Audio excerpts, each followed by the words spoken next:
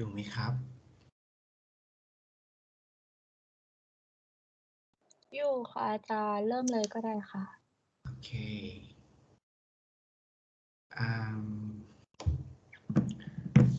Okay, we don't need to let anymore because there are a lot of content today, and I hope you already download handout from the live chat box. And here is the first session. In the morning, we're gonna talk about equipment that using in cardiopulmonary bypass. If you have a question, please interrupt me anytime that you want. Okay, all right. I want to go step by step. There are a lot of content and a lot of detail, but I will make it like it's simple as much as I can. Okay, all right. Let's start. Okay, first of all, we're gonna talk about basic concepts of Cpb. Forgive me for my typo, like Cpb definition and your load as a perfectionist. So,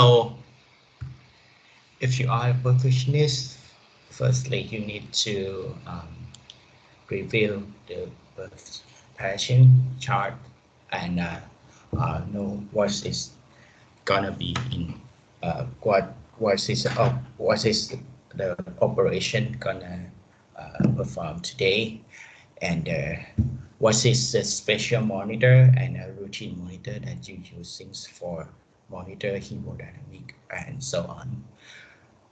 Preparing the backup and operate the backup setting like ECMO, WAT, and lab point of care lab, anything else, and like blood gas and ACT, and you need to talk with your team, like talk with the doctor, anesthetist, and scrub nurse to plan the operations. And the most importantly, you need to maintain equipment that's ready to go. And here is the definition of extracorporeal circulations. If you say in there, this poor dog has a head cut and supported by another machine, like supported by the heart lung machine. This is the early phase of the experiments in the early periods of the extracorporeal concept years. So they try to use the machine to support the body until the next concept is that they use another guy support to his son by using the fighter heart to pumping via the breath line and operate the son. Perform the surgical on the son. Here is the extracorporeal concepts. Extra mean the outside, corporeal mean body. So extracorporeal circulation that refer to the something that circulate outside the body and connect to the native circulation. In the term of cardiopulmonary bypass, we are focusing on the cardio and pulmonary. That means the mechanical circulation that take over both organ functions like heart and lung. We do this for the support for the open heart surgeries and so on. That and any surgical that need to decrease workload of the heart and lung. So we will know the heart lung machine as the nickname called pump, like pump man. Pump man is the perfusionist, the pump is the heart lung machines. So yes, you are the perfusionist in the future. We appoint to operate this machine. Here is the basic diagram. You may be familiar from the previous lecture from the other lecturer, and this is quite clear and not too complicated. So you need to remember this one because basic diagrams we will start from here.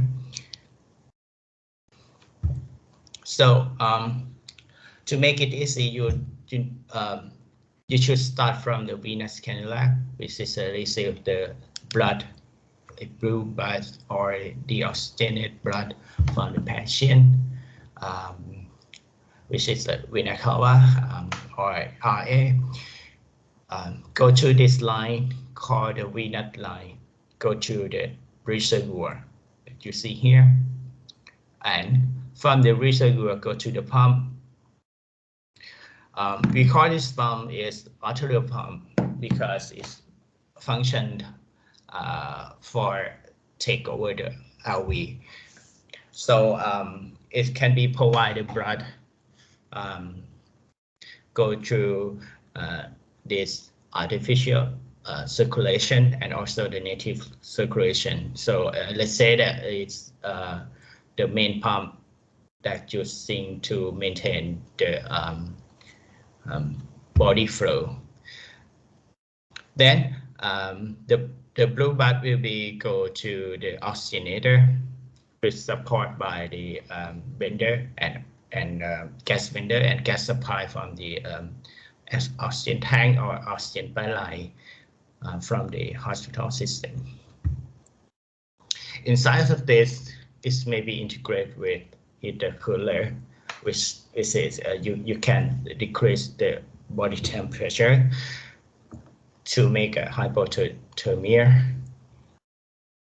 And after the exchange process inside of the artificial lung, the blood will be driven back to the patient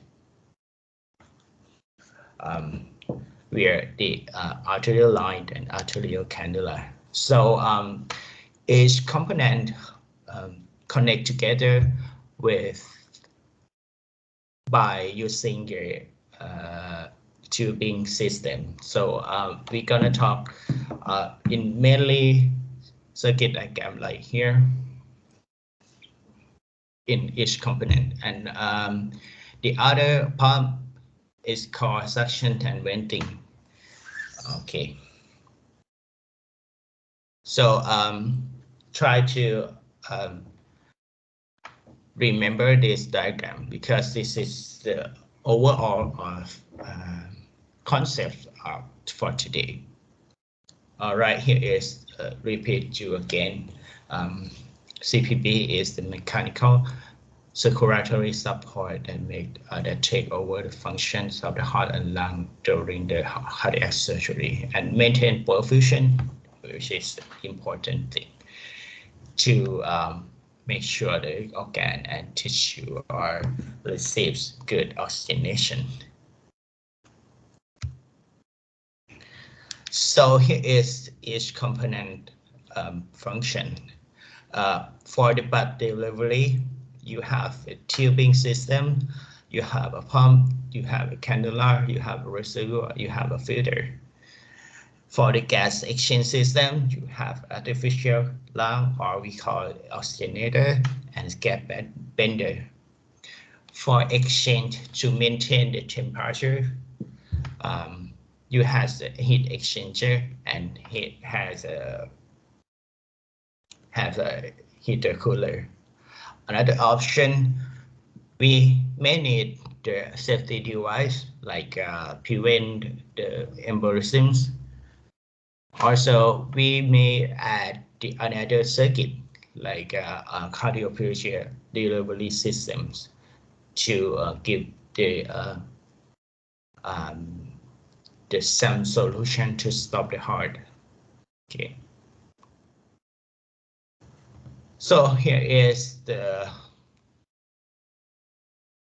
detail of its equipment and its functions. So as I told you in the previous slides, all right, I make it more simple by just using the block diagram like here. So again, we start from the patients. We go through the circuit by venous cannula and go to the reservoir, where is the filter, gonna filter the, some air bubble and some debris from the surgical field. And after that, it's gonna go to the arterial pump and heat exchanger and go to the oscillator. If you see, here is the blue line because the blood is remain in blue, but and after exchange, it's gonna convert to the red blood one. So the arrow gonna turn to the red color. So after oscillator, we're gonna filter it again to make sure the bubble can trap out before it go back to the arterial cannula. Here is the main circuit of the cardiopulmonary bypass. Again, you need to remember it. And the vein and suction is the additional one. Also, the cardiopulmonary delivery system. All right, well, any questions?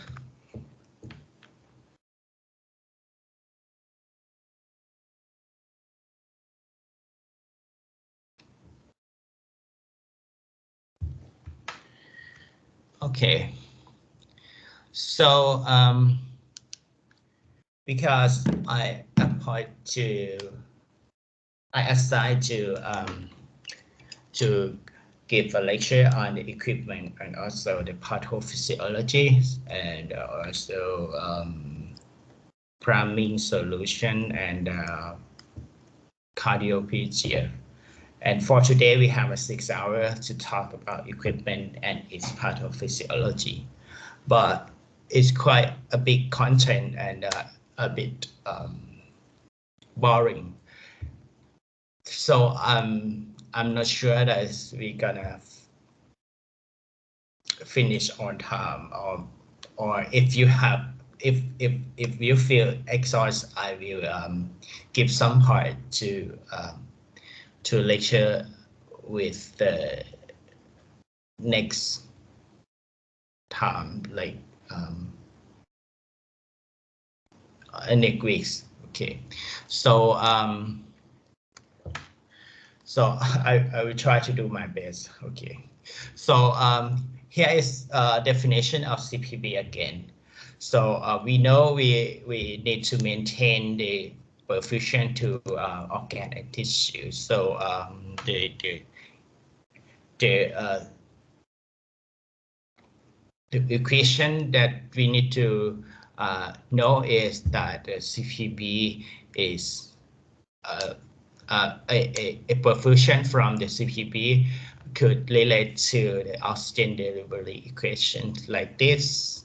So the CPB flow will be maintain the cardiac output, which is a CO in these equations, and that the priming solution will be related to the hemoglobin, because if you give the extra or another fluid into your body, that means your body have a dilute the fruit, I mean a blood component, and here we call the hemodilution.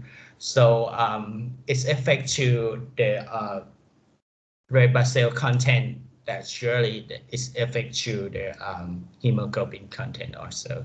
So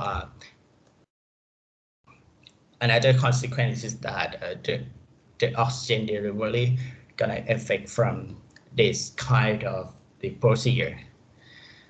So from this equation we will talk later in the pathophysiology part, right?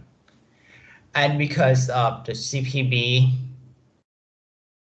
there are 4 main procedures that relate to the pathophysiology. It's not only giving a flow to the tissue, but also you need to do anything else to maintain all of the circuit work well, because it's the artificial part. It's not the native, it's not the biological part. So we need to maintain in the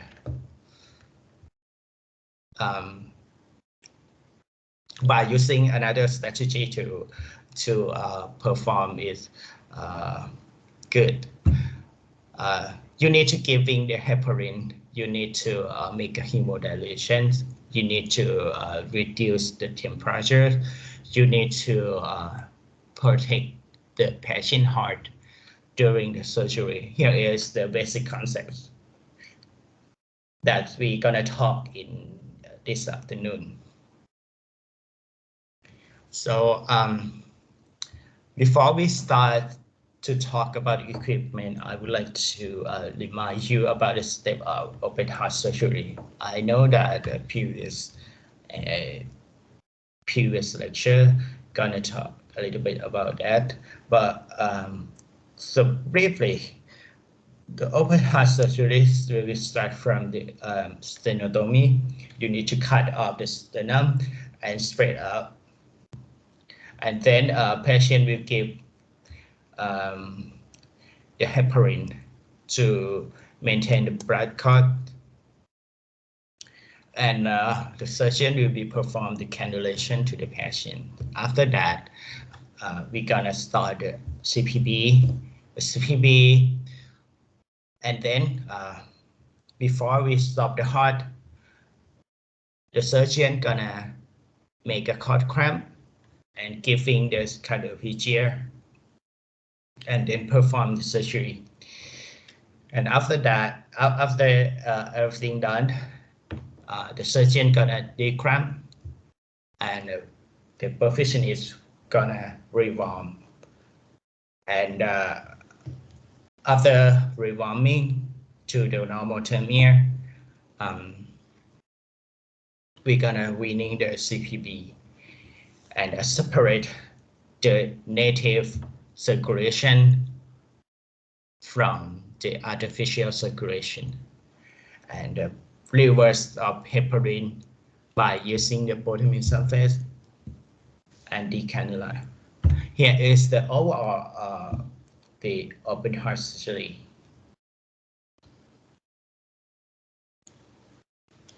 Like here is a circuit component again. So and a diagram. So we're gonna start from this one, the heart lung machine, the component of the heart lung machine. Have you ever seen heart lung machine? Not yet, Amachan. Not yet, because we have a chance. We have no chance to access to our lab in the campus. But I hope if you have fully vaccination, we're gonna negotiate with the college and university to allow you to permit you to go back to the campus. It's better on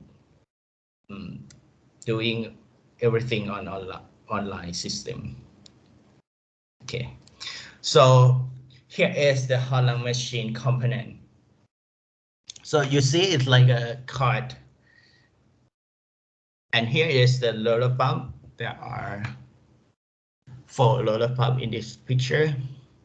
Besides of this, there are a gas vendor, the occluder system. On the base of the Holland machine, there are the battery backup. For support, there's some electrical failure or something like that. And here is the safety monitor, like a bubble, air bubble. We cannot allow the bubble go back to the patient because it's quite serious. It's gonna make a stroke or a ischemic block in some organ. And here is the module that we use for monitor, like timing, like temperature, and so on. So use imaginations about the Holland machine. Okay, Holland machine basic component that I just explained to you. Here is another Holland machine from the another company. So it's quite the same concept.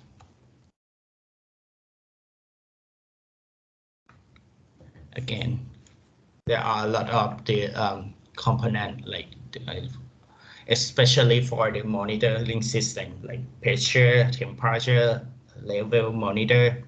I will talk later, and you need to go back to this slide and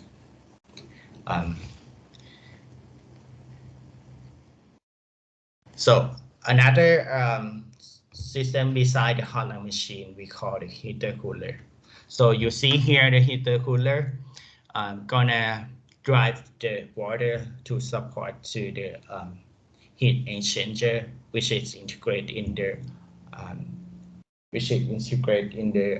oxygenator body. So it can be maintained the temperature, like you can cool down the patient, go to the 18, 15 degrees Celsius to reduce the metabolism.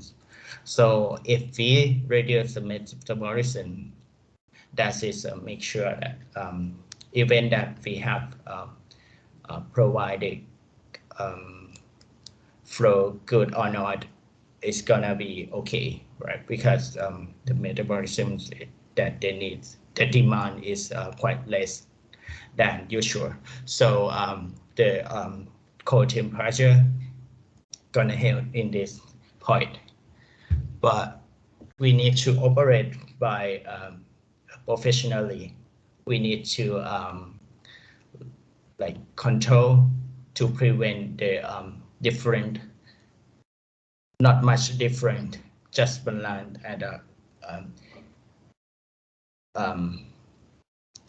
it's quite state of art, but I would like to say that it's harmful to make a gradient like more than, if how could I say, if you control the gradient in the circuit, like if you give the temperature from the circuit like more than 42 or something like that, you make it harmful to the patient, because it's gonna trauma to the blood, trauma to the protein, trauma to the brain functions or something like that. So you're gonna learn to operate both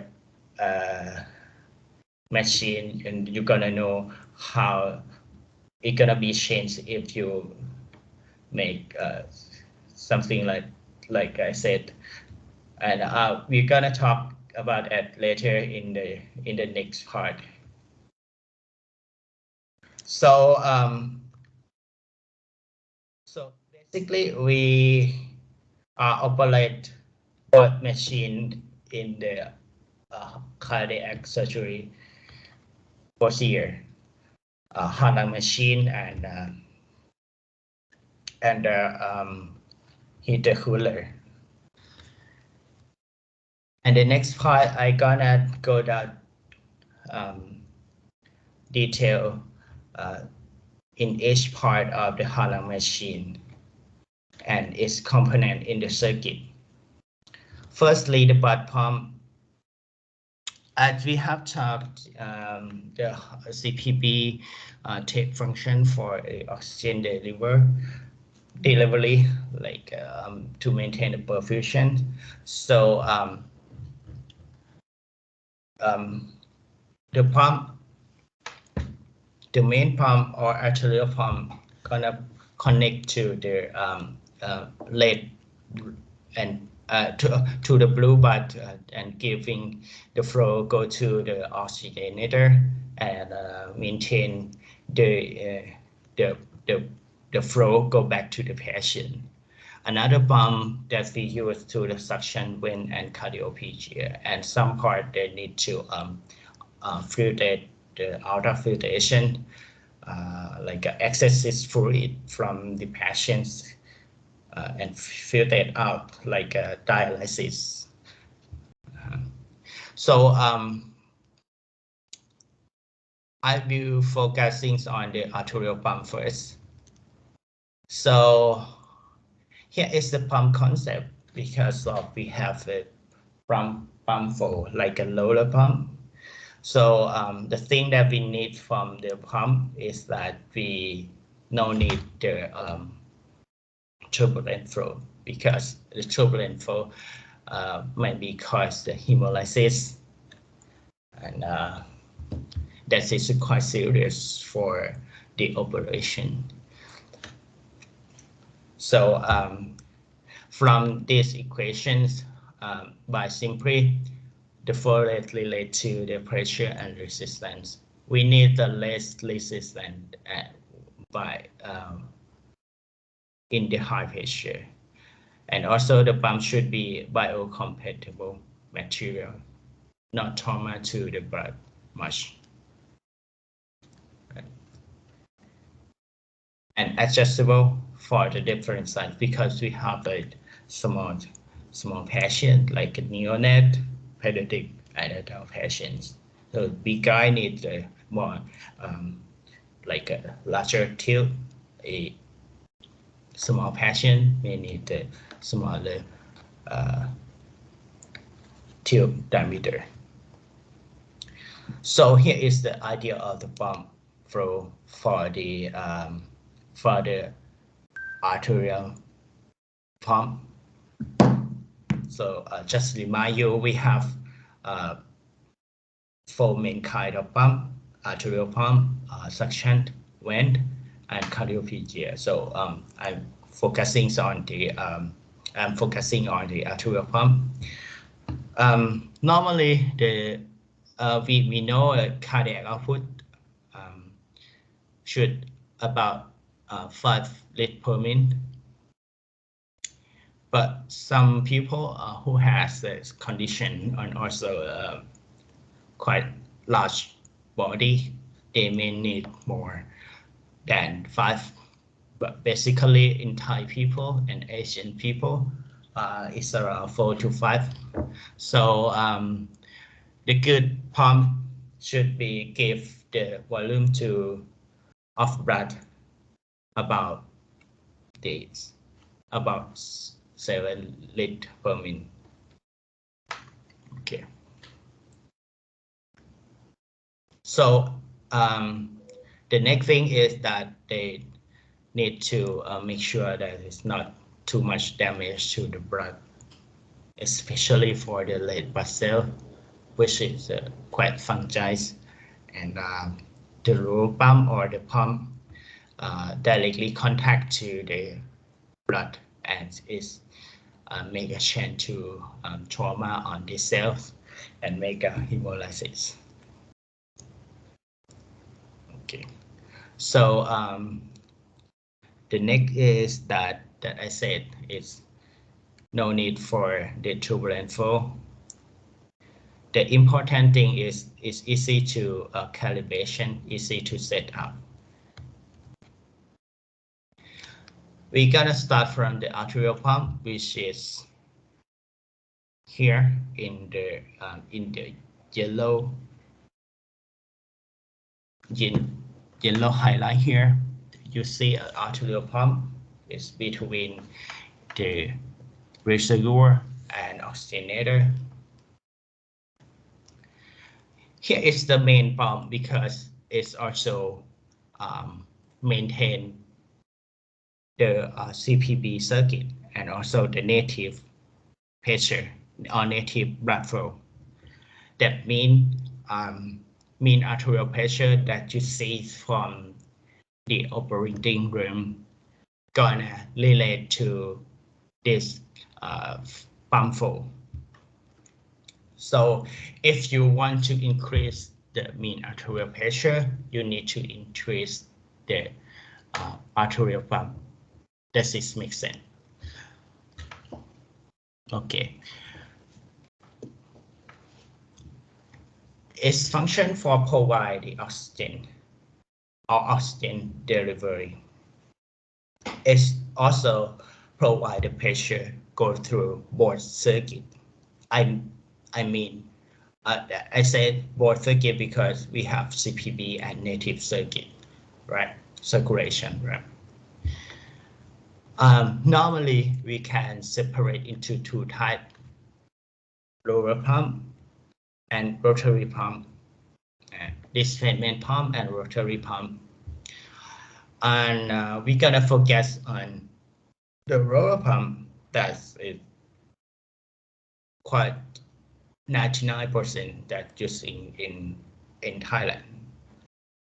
And another kind of pump we call the centrifugal pump. Okay. We gotta start from the lower pump. So here is the picture of the lower pump. You may be familiar with this picture because you can see it everywhere in the Cpb lecture. There are twin arms, two arms like left and right here, and move in the housings like a horseshoe shape here. And here is the tube in between the roller and the plate. The motor will be go round and round and press on the tube and drive the fluid inside the tube move forward to here to the outlet. Okay. So here is the concept of the roller pump. So you see the blood enter to the pump, and the blood will be go to the housing here, and the arm of the roller pump will be pressed on the tube, and if we move the motor, it's gonna press and drive the fluid go to the other side of the tube. Some like simply cartoon diagram here. So you see that is the loader on the tube to drive the fluid to another side of the pump.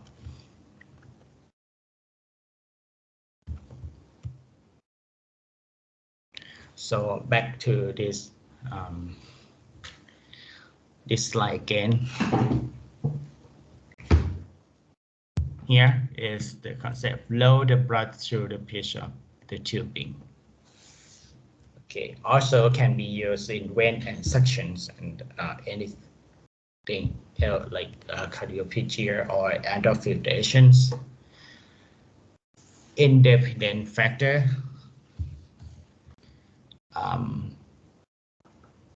from the resistance. That means if you obstruct in the outside of the pump, it still moves, it's still rolling, and it still generates flow, and still generate pressure. So if you totally occlusions, it maybe makes the make the tube break down, the bush, and blood go everywhere. And lower pump may require the reservoir on the input. And sometimes for the electrical failure, it's need a hand crank to as a manual moving the roller. Okay. I will remind you later in the next session. We have a live session with Ajahn Ongshana at the Rotary Hospital for next week. So I'm gonna show you again about that. Okay, and make you more understand in this concept.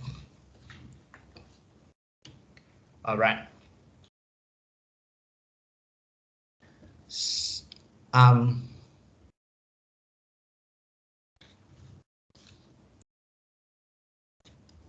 So the output of this flow is mean how many times that they go round and round, and how large of internal diameter of the tubing.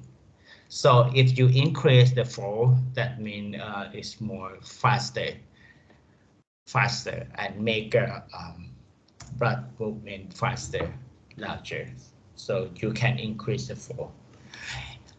And also, if you increase the pump tube, like more diameter, you're gonna give the more blood flow also. That just makes sense. Roller pump need adjustable occlusions. It should be teaching this topic on the lab, but basically I will give you a principle first. Why we need the occlusion setting? Because if we too much press like on the tubing, imagine that if quite too much tight between the plate and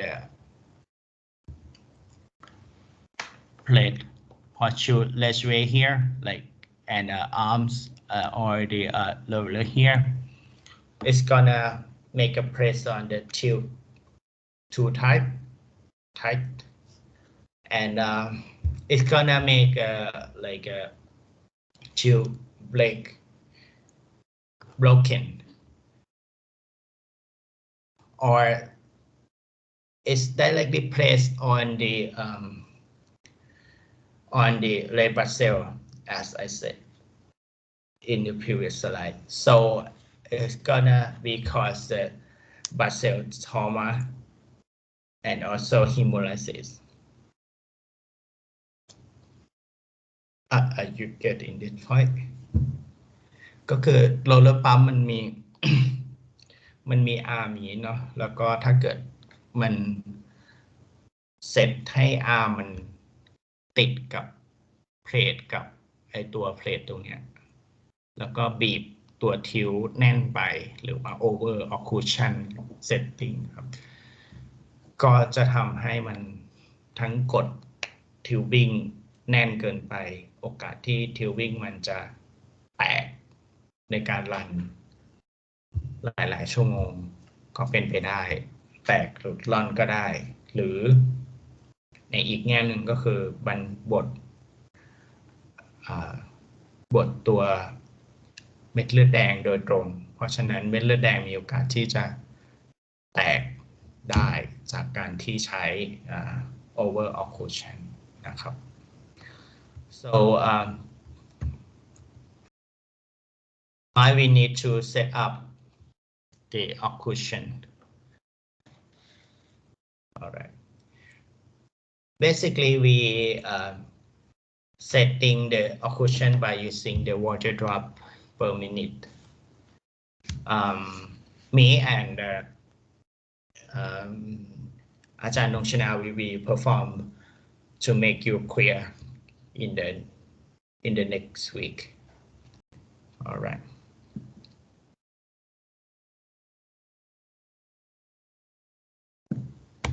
Any question? Here is a simple diagram for the water drop method for the set of question. We have a fluid inside, or the plumbing fluid inside of this tube. So and we know in the middle of the roller pump we have attachment net, and we drive the blood or the fluid above this pump, like 30 centimeter, and we stop the pump, and we observe the falling rate at the 1 centimeter per minute. That is enough for the set of question. It had been proven that it's good, yeah, in terms of the hemolysis and cell trauma, like platelet count or anything else. So it had been proven. This is one of the good occlusion setting. Okay.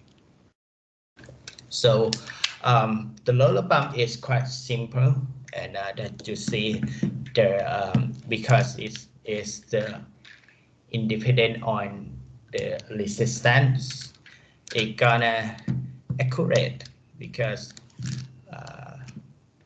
it's not depend on the resistance at all, and it's quite cheap because you can change the tubing many times as you want.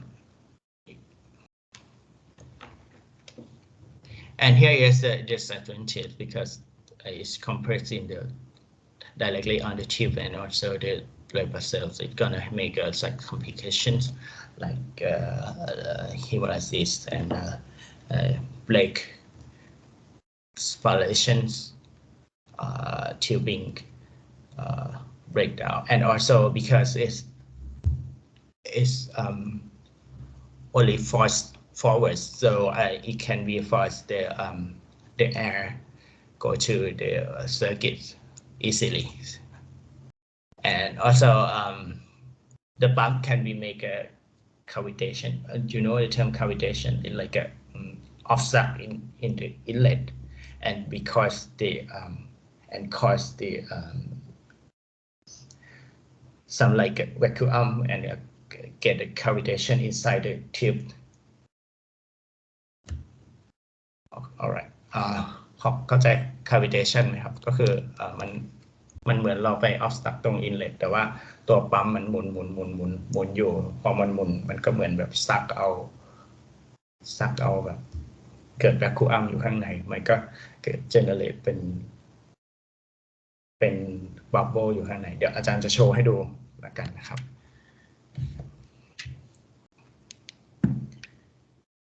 All right, the next kind of pump called the rotary pump or the non-occlusive pump. Here is different designs of the kind of pump. So we have the axial, diagonal, and radial one. This diagram shows you a size of pumping volume. That means the volume that you fill in this pump, and hydraulic power. That means if you drive the flow in the same round, like round per minute, the radial pump is much more excellent than the axial pump, like much more volume than the other design. Here is the pros and cons comparing which is the the type of pump.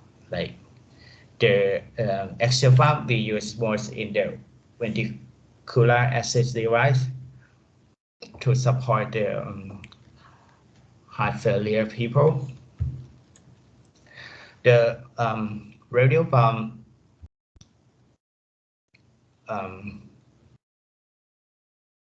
we use, and also the diagonal pump we use in the routine CPB. So I took some of them. I bring it to my home, and I have I need to turn on the camera to show you.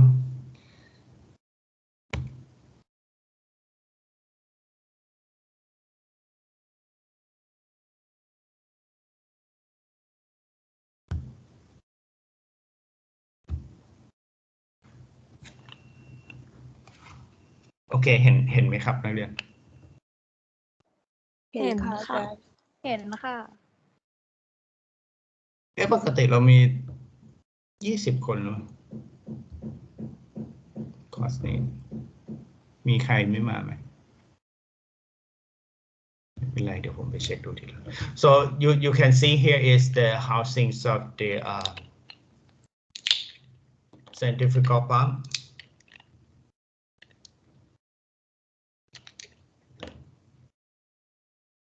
Live cat con.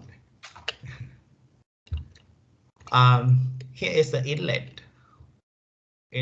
of the pump and the outlet, and inside of it there are the magnetic. To generate the flow, we need to outer motor driver attached to this part like this, and the motor will be generate the magnetic go round and round like this, and drive the magnetic inside the pump, generate the flow. The flow will the fluid will be go through this first, and after the mass of the fluid is driving by the magnetic field, the fluid will be go to the this part of the pump, and we just allow some of mass go to this port. So the momentum will be move the fluids go to the circuit. All right. Okay, I'm not sure this is good or not, but okay. Go back to the diagram in the presentation.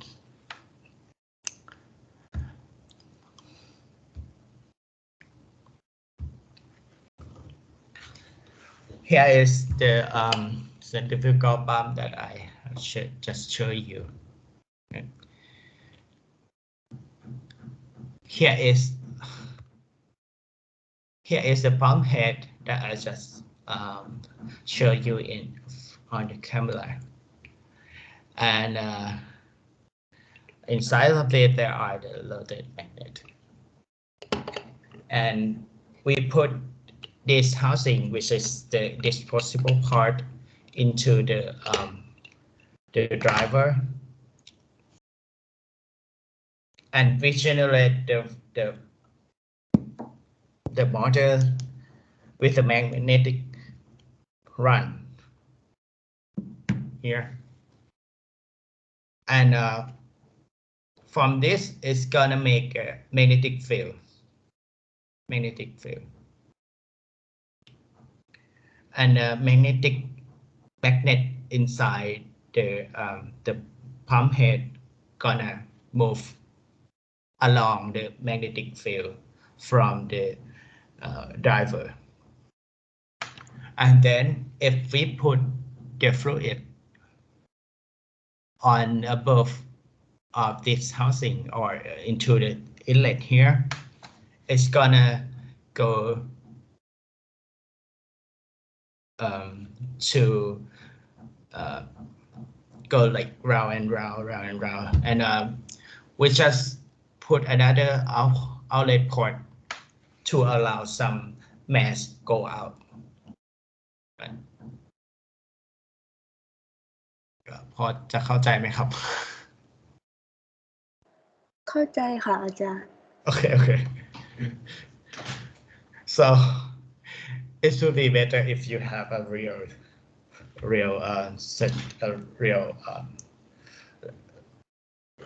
lab and hand-on. Okay. Here is the component to drive this kind of a pump. So we have a pump console here. We have a driver. We have a flow pole because we need to make sure that we give the proper flow back to the patient, so back to the Cpb. So we need to measure the flow by using the flow pole here. And the flow need is adjustable to giving a revolution per minute or RPM or round per minute to driving the magnetic field here.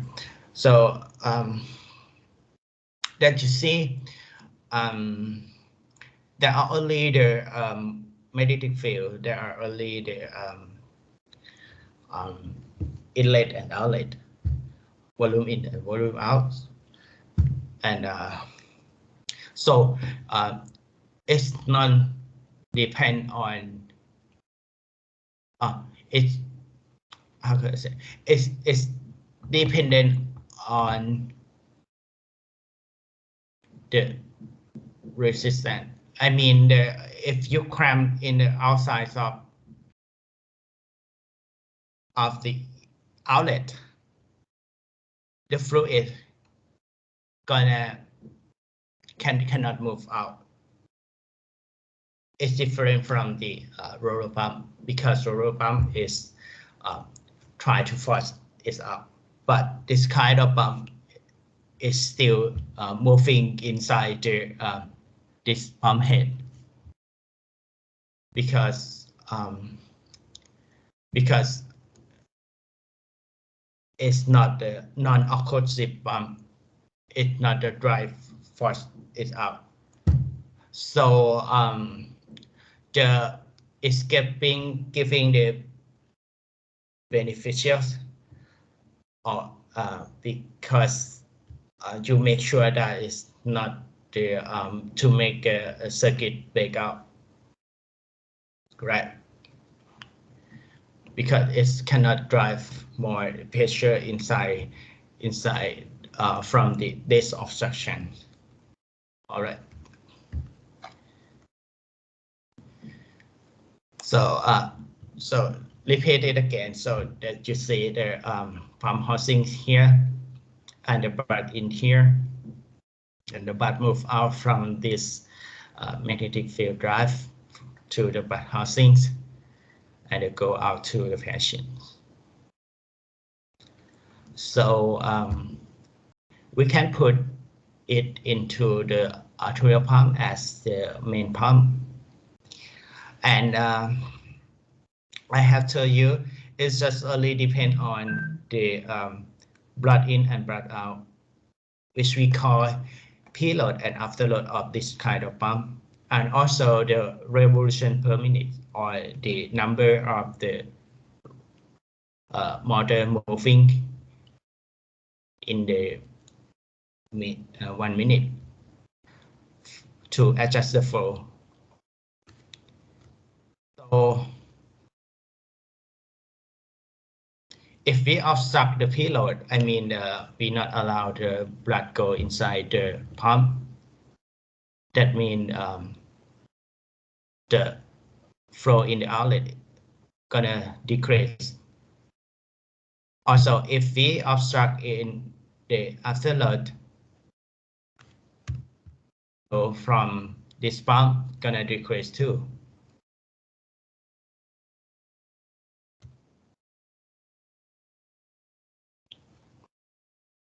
Alright, and อันนี้พอเข้าใจไหมครับก็คืออาจารย์จะบอกว่าอันเนี้ยปั๊มอันเนี้ยครับมันมีขาเข้ากับขาออกอย่างนี้เนาะ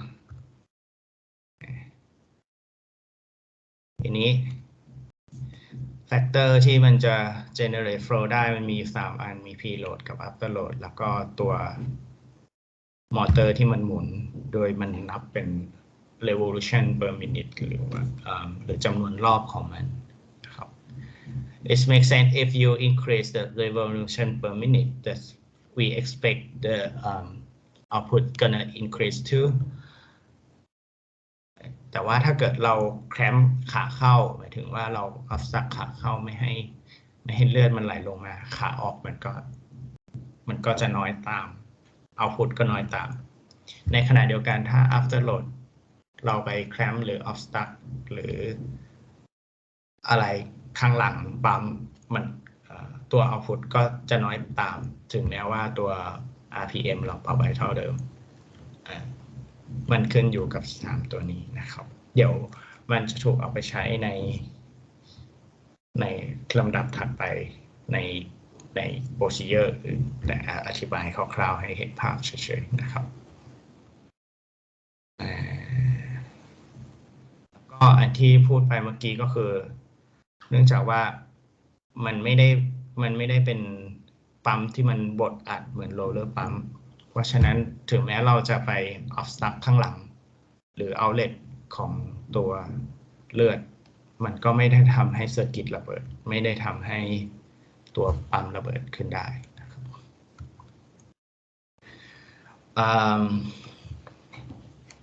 Because of the centrifugal force or the mass go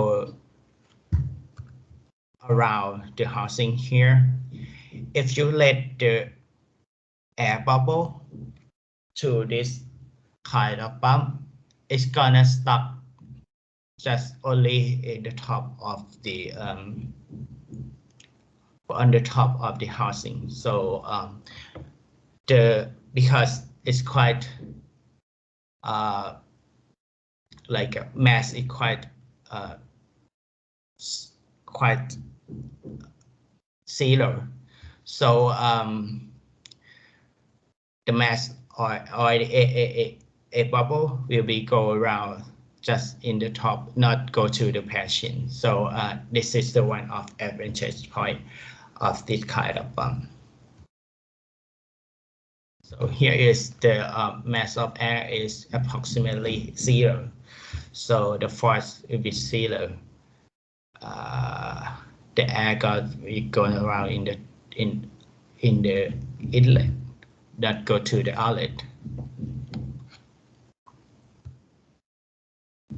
Here is the advantage point and disadvantage point of the centrifugal pump. Keep in mind that this is more costly than using the roller pump. You need to pay more than it's about 8,000 or 10,000 for each pump.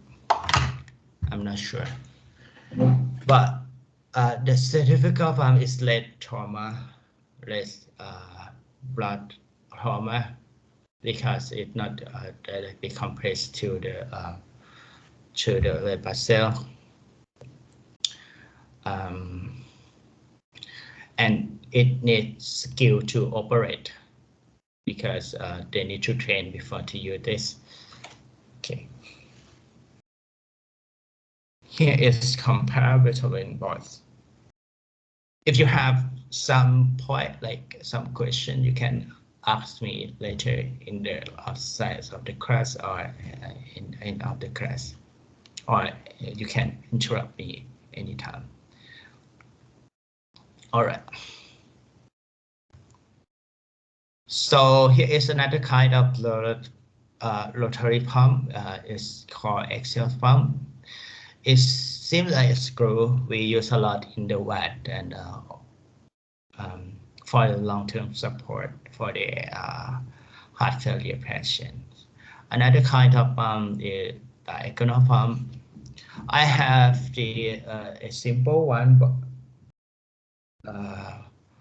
I bring it to my car, but I forgot and yesterday, and on the Monday I back to the campus and I bring it into the lab and I forget it and I forgot it in the lab. So forgive me for this fault. So okay, I will show you later in the next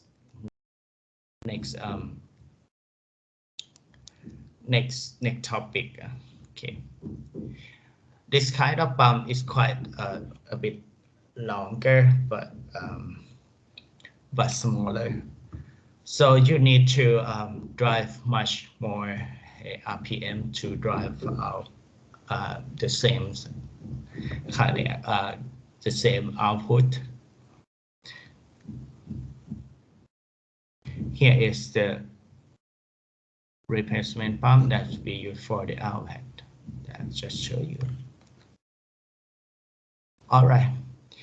The next is the oxygenator.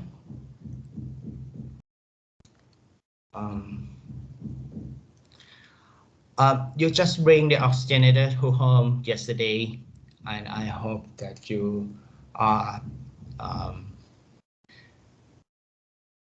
already review about it a little bit, right? I'm not sure. So the oxygenator is a function like a lung. So let's say this is an artificial lung. It can be applied to the ECMO also. And inside of there are a lot of hollow fiber membrane, which is the act like a lung capillary to exchange blood oxygenations. Okay, but it's not completely take over because this is artificial, and also the membrane or natural membrane lung is larger, much more than the artificial lungs. So we the engineer or the designer gonna try to design this kind of device like much physiological backflow and a minimal blood trauma and smaller plumbing, and also effective to the exchange. Even that is quite a big difference. So here is the main structure of the oxygenator. This kind of device could be include the blood in and blood out. Here is the blood outlet. Here is the blood inlet. So besides of it, there are a gas inlet and gas outlet to perform the exchange of the oxygenator. I give you two types of the oxygenator. If you see from your friends, some guys got the thermal, another got the sarin, right? So it's just a bit different, but the same principle. Okay.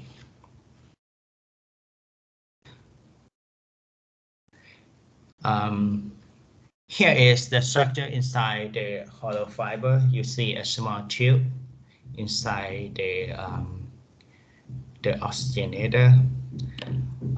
From the cross section, you see the tube here. there are a thin layer to separate blood and gas part, and gas like oxygen and carbon dioxide will be moved past this kind of membrane wall. And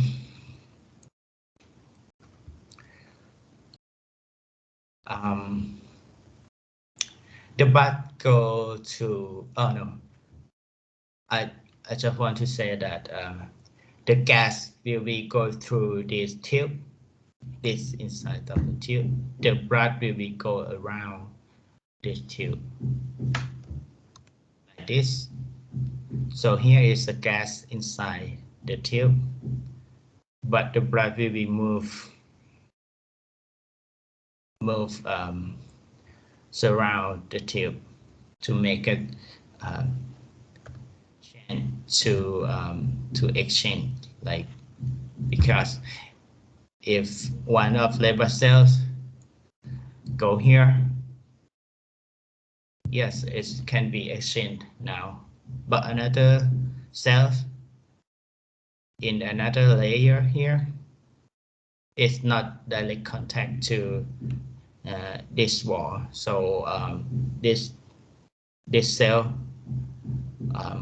gonna find each other tube to make exchange. So that's why they decide the blood flow outside the tube, that instead of go inside to the tube. So here is the hollow fiber wall in the long sections that you see. The blood phase gonna move in the both sides of the tube, and the gas phase will be go inside to the tube. So this design will be useful for make sure the blood or the red blood cell or the exchange will be occur in the for the every cell. And also it can be cause the it can make reduce the resistance, because if we put the blood inside the hollow fiber tube for the long time running, the blood will gonna make a clot to obstruct the hollow fiber, and also this clot and also gonna generate the obstructions. So in the long-term performance, like long hours and hours, the oscillator will be failure, cannot exchange anymore. So that's why they put the blood outside the gas, outside the gas tube. So the oxygenator work with the gas blender and sweep gas here. Okay, we can adjust the sweep gas, and we can adjust the harmony concentration of the oxygen that we give to the systems by using this kind of device.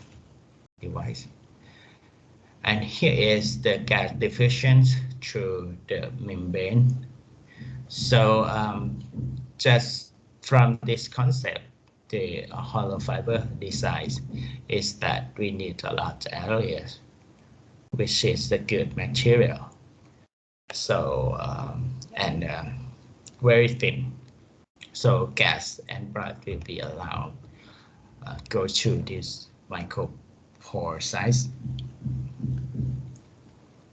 across of this. Here is the principle of using the increased sweep gas to let the CO2 out from the blood part, go to the gas part. And another side is the percent of oxygen or oxygen content that given from the gas part and exchange to the blood part. That is a simple diagram. So if you got the ABG or a arterial blood gas from the team, you need to adjust the of the sweep gas or also oxygen concentrations by using this device. So you can see here a sweep gas can be useful for decrease, or sweep gas can be adjusted for decrease the CO2, or if you have a PCO2 more than 45, you need to force it out, right? So you need to increase sweep it out. Another side of this blender is the increase the FiO2 or fractions of oxygen. So if you have a result like a lower piece or two, you need to increase this FiO2 to increase the PO2 to maintain the normal blood gas as much as you can during the oxygenator. During the Cpb procedure. Anyway, it's gonna be possible failure because if you run for a long time, the blood will be more like tend to clot, and some component will be make a layer like on this artificial surface and obstruct the micropore between the blood and gas part, and that means the oxygenation gonna obstruct and not occur, gas exchange not occur. You need to change out the oxygenator in this kind of serious situation. Also, it can be crack, leak, and also break. So you need to observe the blood gas measure every hours, every half hours, depend on the protocol.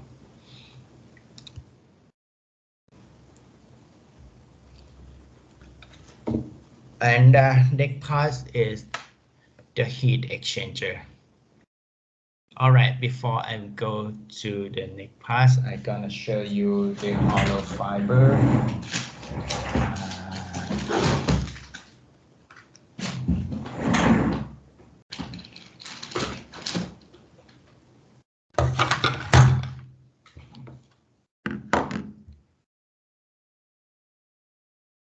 Okay, let me show you on the camera.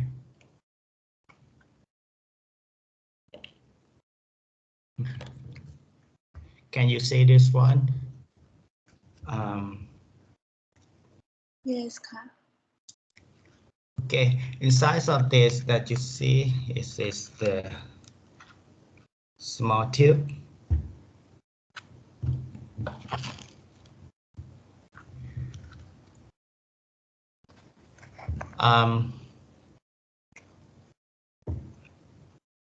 blood gonna go to this kind of housings and go around surround the fiber, and inside the fiber there are the gas. Okay. And after exchange, it's gonna go out from this port. It's this oscillator might be different from yours. Okay.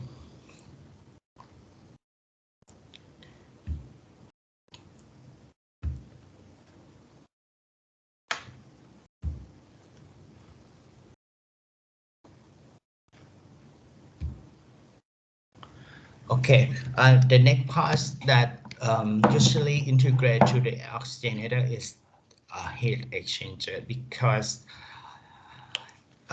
basically, have you ever been in the operating room? มีใครเคยเข้าไปใน operating theater ไหมครับ มีใครเข้าไปไหมครับ มีใครเคยผ่าตัดไหมครับ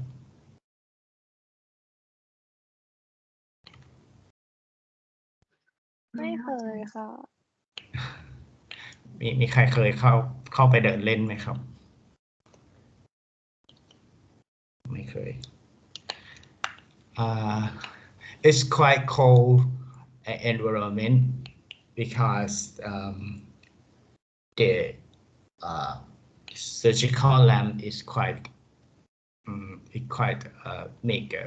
quite warm, so the surgeon tend to require for the more colder temp. It seems like you are living in the ice tank or something like that. So the cold temperature outside environment can be cause the circuit cool down automatically. Imagine that the heat exchange will be occur from the tube system, from the open wound. Because we have surgery, we have to expose the internal organ, right? So the patient gonna tend to automatically cool down from its environment. We cannot adjust air conditioner, because if you make more, like you increase the air temperature, like 25 or something like that, a surgeon gonna feel like unwell, and they gonna angry, or sometimes like not good performance. So just kidding, but that's true. That is automatically cool down from the exposing the organ, and also the extracorporeal that we had using the reservoir, and also the tubing. So that's why the most of 100% of the cardiopulmonary bypass need the heat exchanger. Most of them integrate into the oxygenator like this. The material of this made from the aluminum. There are aluminum coil to allow the water from go to this port and make an exchange the heat. The blood go to the outer another part and go to this aluminum coil and make an exchange. So once we make the once we make a temperature change, a gas soluble in the blood will be changed also. So we need to concern the difference of the water gradient and the blood temperature not exist than 10 degrees Celsius, because if you increase that, it's gonna generate the bubble inside the blood, right? Like you boiling the blood, because this bubble, if it's quite serious, because it can be pumped back to the patient also. The patient gonna have a stroke, neuro complication, and so on. This is quite serious. So if you are the professional, you need to consult the point when you rewarm the patient. Here is the concept of the heat exchanger designs. The blood gonna go counter current with the water to make an effective heat exchange. Does it make sense? If you co-current like here, it's not much effective. Here is the efficiencies of value that can be product performance in the graph like here. Just see the factor that's related to the how we can operate the heat exchanger. It depends on the temperature in and temperature out, and blood flow in and flow out also, right? So it depends on the gradient between board system and board inlet and outlet. All right. The safety consideration.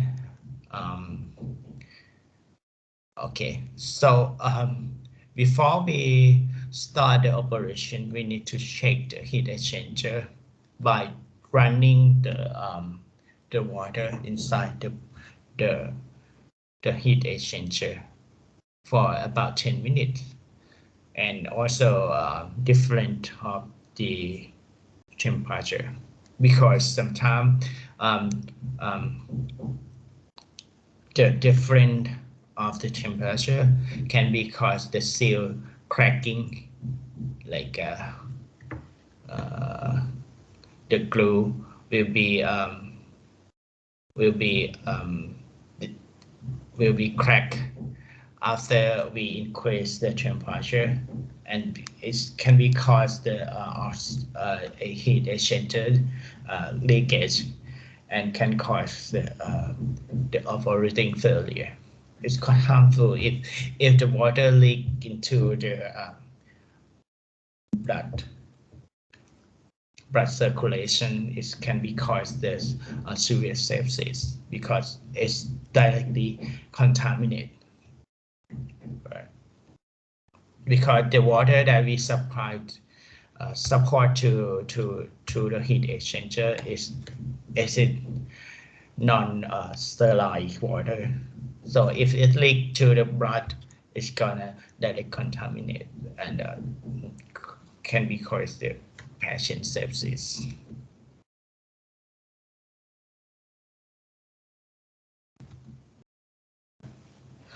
Another additional part of the device is called reservoir.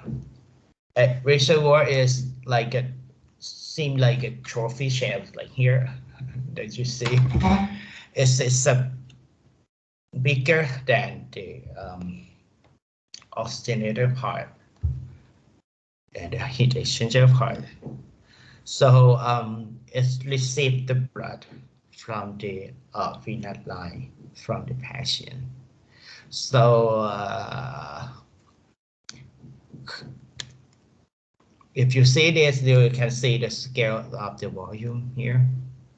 When you run, you can see this one here. And in the bottom of the reservoir is gonna have the minimal volume that allow to operate this kind of this kind of the reservoir, like this in this picture, in the yellow level here, you can see it's not less than 200 because it's maybe air trapping from this kind of the reservoir into the extracorporeal system. The main functions of the reservoir is filter some debris, some bone fracture, or anything else from the operating field. Because if we allow this kind of the pitch of tissue, this kind of clot, this kind of debris into the patients, it's gonna make the like thrombus or emboli obstruct to the vessels and cause the ischemic and so on. We need to concern this much.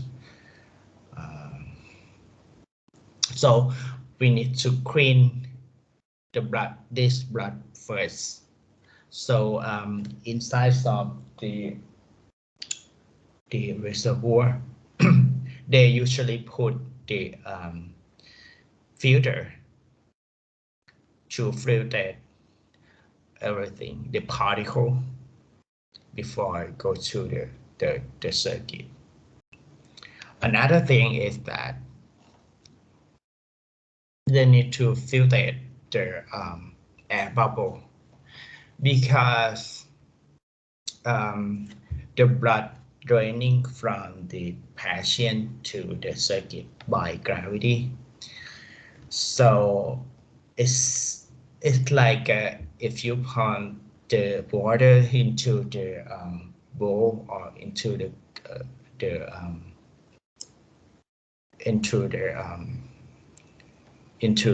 cup, it's gonna make like a waterfall mass and can cause the waterfall effects. Some of the air gonna drive with the water, go deep down and cause the bubble. We call this kind of effect is the waterfall effect. The good reservoir should be eliminate the waterfall effects and splashing. They're gonna decide good. So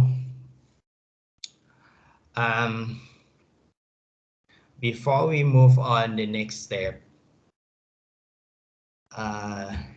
shall we unpack our oxygenator together? All right.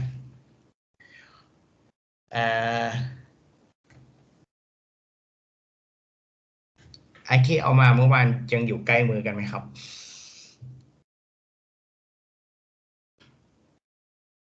ฮัลโหลอยู่ค่ะอาจารย์หรือจะมีคนจะออกไปเอาก่อน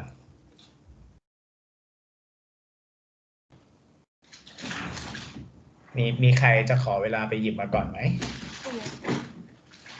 งั้นให้เวลาเบรก10 นาทีแล้วก็ we gonna break for 10 minutes and please bring your oxygenator together for the next sessions. We gonna unpack the oxygenator together and we gonna go back in the 10:40. Okay.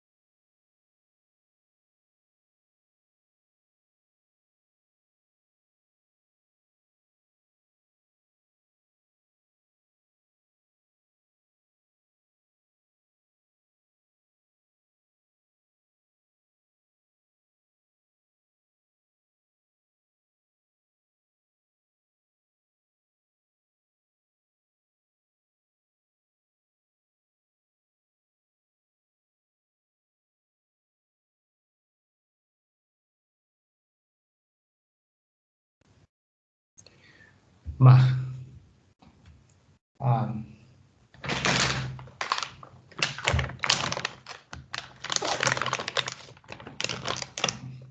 all right, we have a trophy like this. So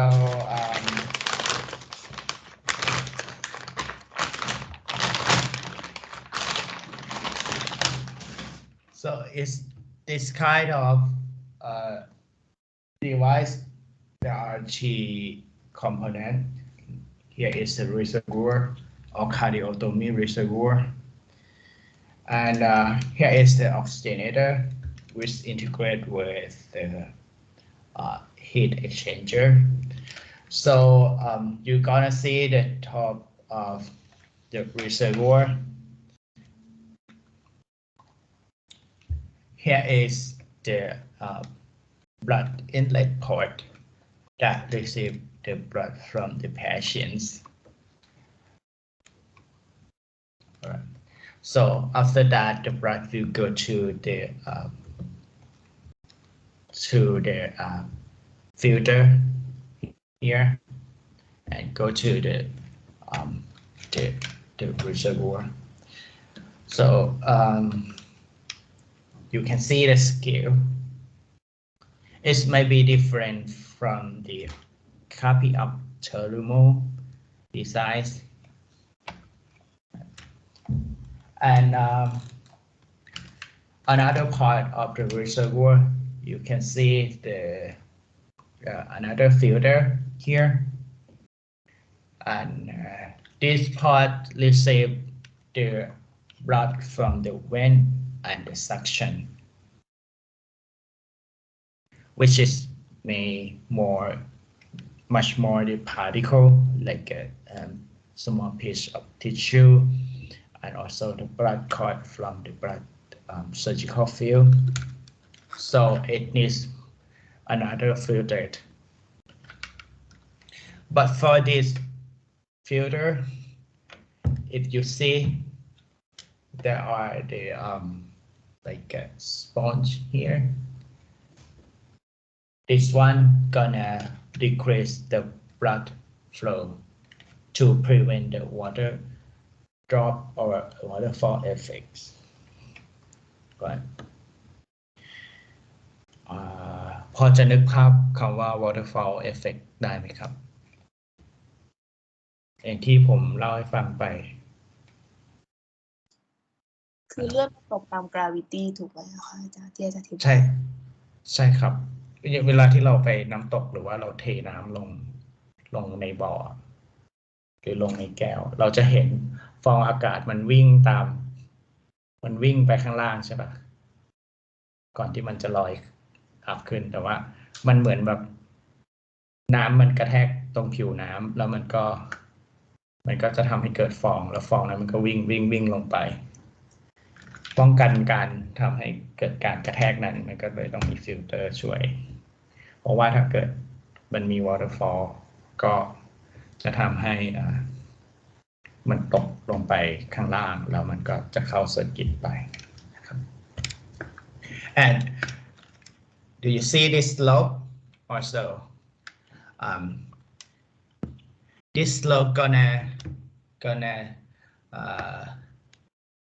help to let the bubble out from the this part also. After the blood go here, it's gonna go to the slope and it's gonna slow down the blood flow, and the bubble gas have a time to let out. So that's why we have the slope here. And from this part, you're gonna see the blood in. We usually cap in the blue color like this.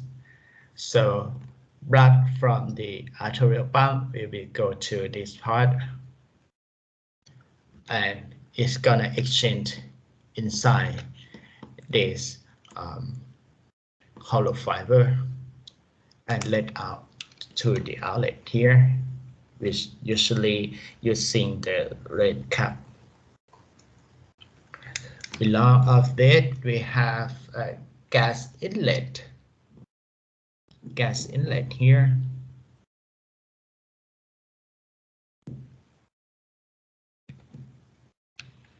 and the gas outlet here. And another part is the water in and out. All right. Here is the basic component of the oxygenator, heat exchanger, and also the reservoir. Any questions? มีคำถามไหมครับ ไอพาร์ทที่ป้องกัน waterfall เมื่อกี้นี่คือพาร์ทไหนนะคะอาจารย์ฟิลเตอร์เหรอคะ ตรงฟิลเตอร์ตรงเนี้ยครับ reservoir ครับ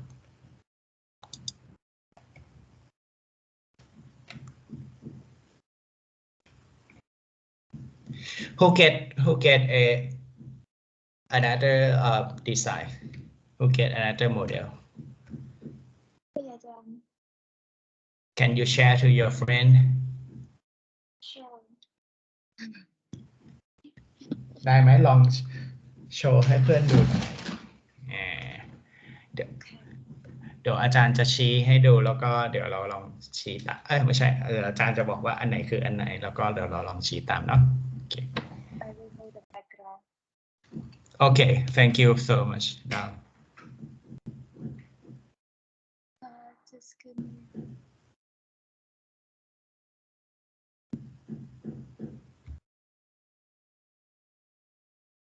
could you please turn on your camera? Okay, all right. Okay. So, which one is the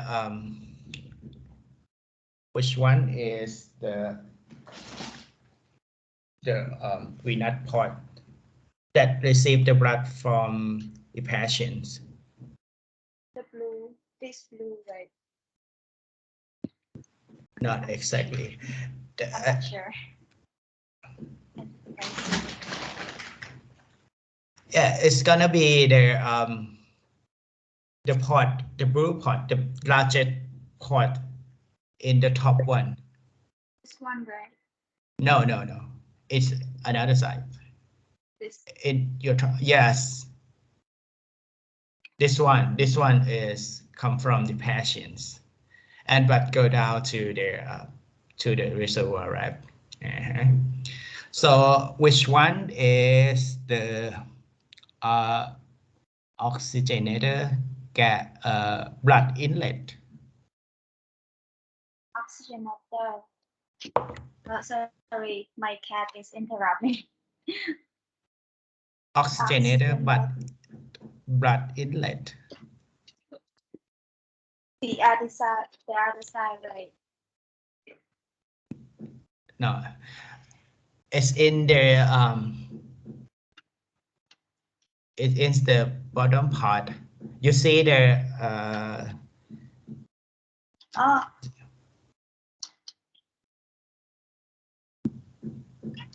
Here, yes, correct.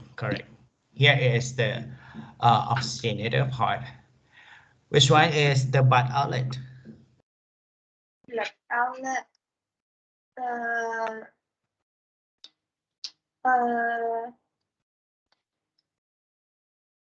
These two, right? Oh no, what for?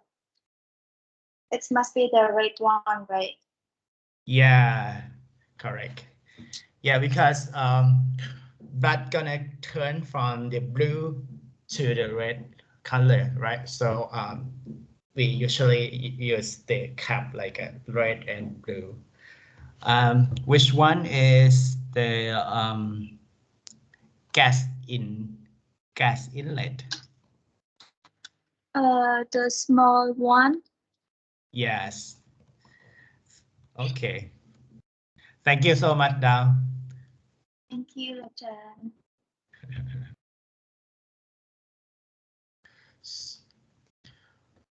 All right. I have one more example.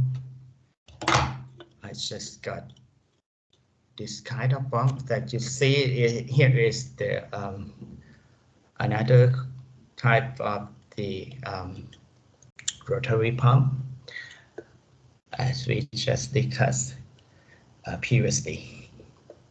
And this one, see that it's quite more thinner, but the dome or this cone is quite thin, but it's much more larger.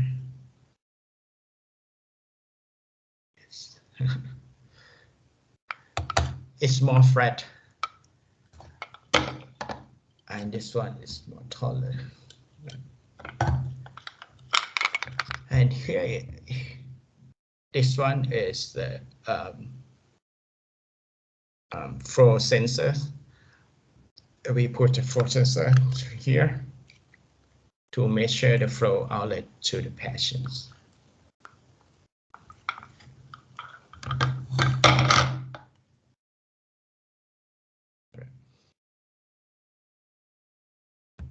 Let's moving on to the next slide. Arterial filter. You also bring it back home.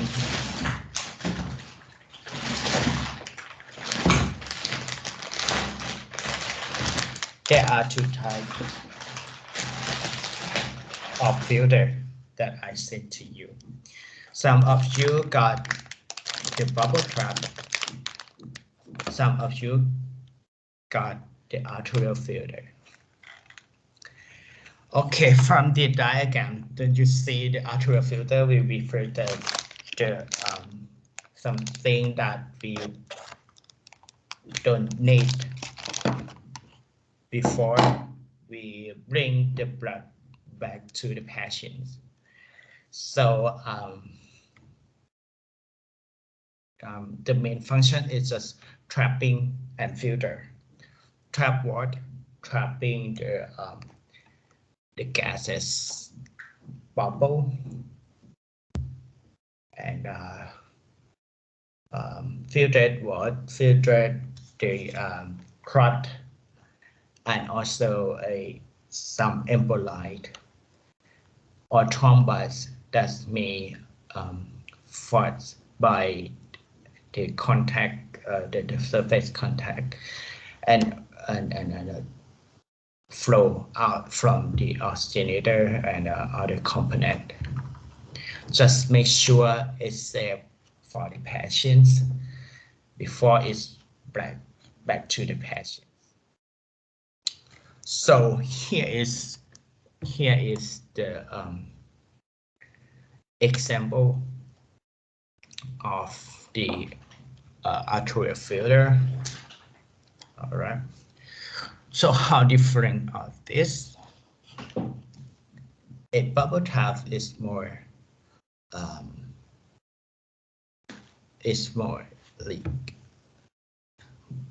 larger size, core size than the arterial filter, and the structure is quite not too much complex.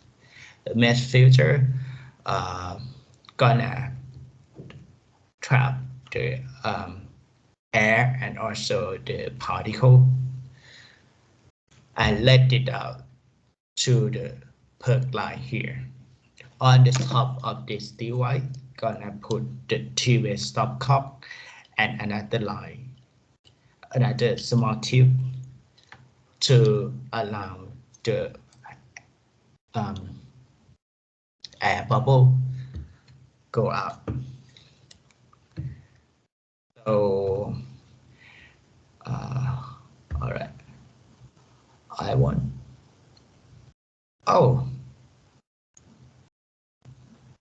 Okay, so let me share my camera. here.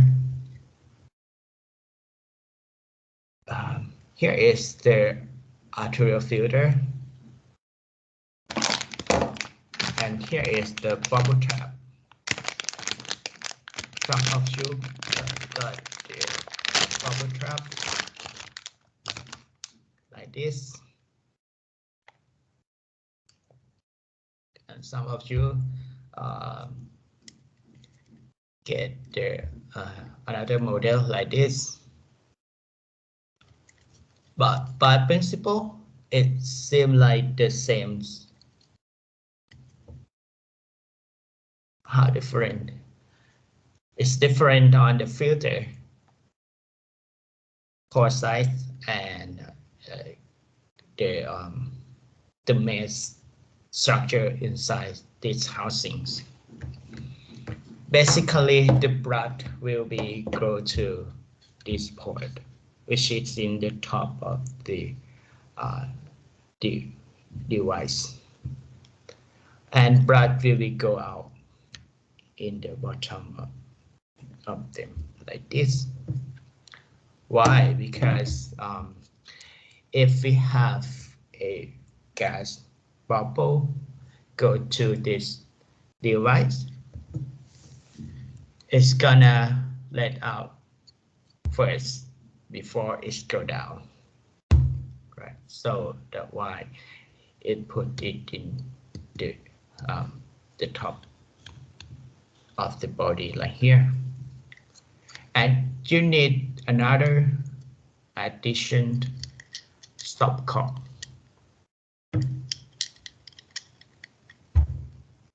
If you see is in this stopcock, they have it's gonna have off and on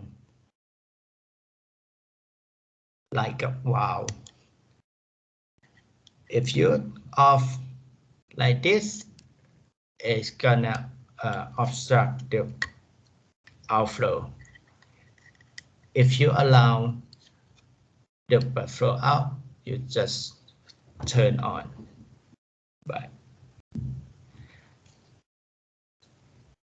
okay, so here is the component of the filter and bubble trap. Who got the bubble trap? Who got the arterial filter?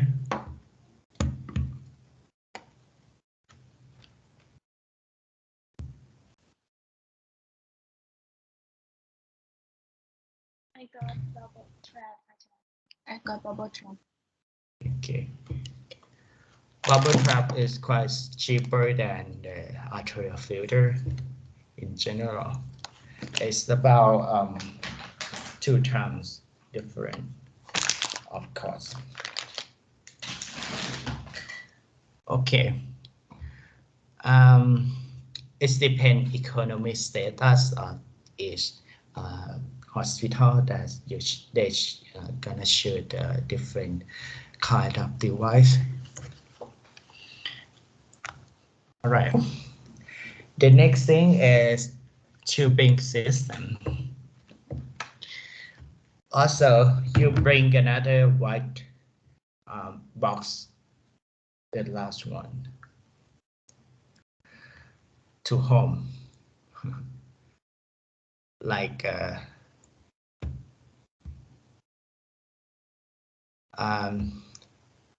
inside of this box, it is the tubing system, which function for connect all the components together to set up like a circuit. So, as I said, it's interconnect or component. It's made from PVC, silicone, and there are different sizes of this. Okay.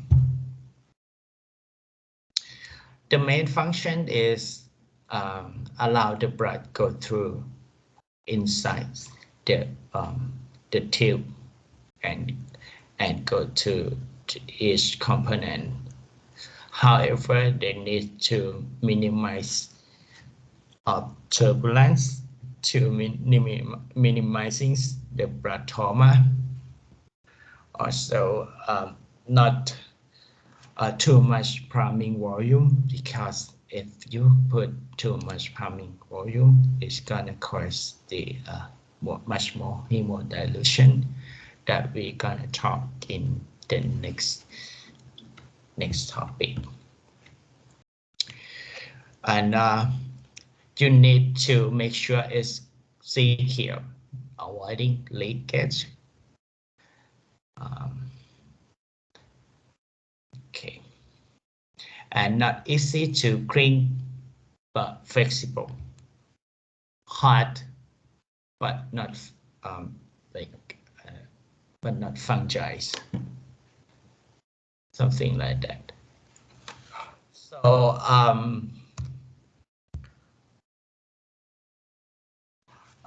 that I say there are different sizes of the tubing system. Normally we use 1/4, 3/8, and 1/2 for the adult and pediatric and neonate system. But for some hospital they use 3/16 for the newborn patient, so it's quite small. Internal diameter is the factor of the different blood volume content in the tube, so it's related to maximum blood flow also. Okay. So it makes sense that if the adult patient, we're gonna tend to use 3/8 and 1/2 tubing diameter rather than smaller one. Right. The thing that we need to concern about the tubing system is violation. That is the some internal part of the tubing separate from the internal wall, and it causes the particle effect. This particle will be floating and float to the patient.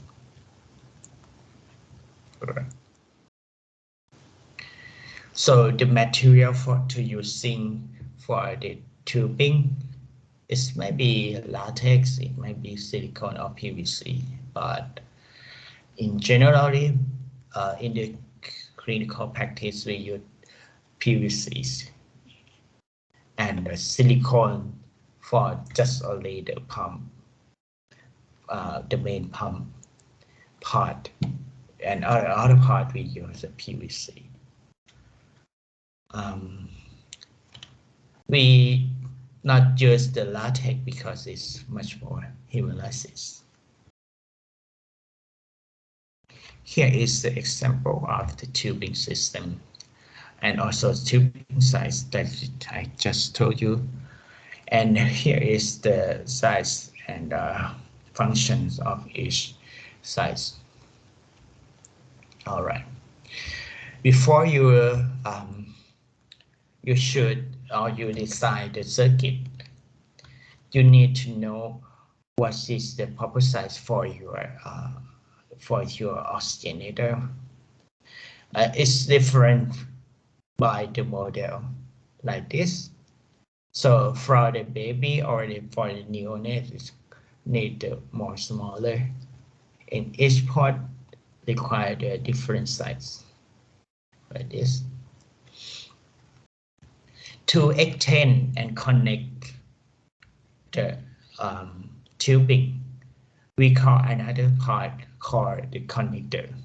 There are different kinds of the connector, like straight connector, step down or reducer connector, step up connector, like this, like I show you here, or some of them have a lure, which you can use the extensions tube for drawing the blood, for the measuring the blood from this point also. The Y connector, we use that to separate two parts of the blood. So the Y connector may be applied to using in the cannula also. Here is the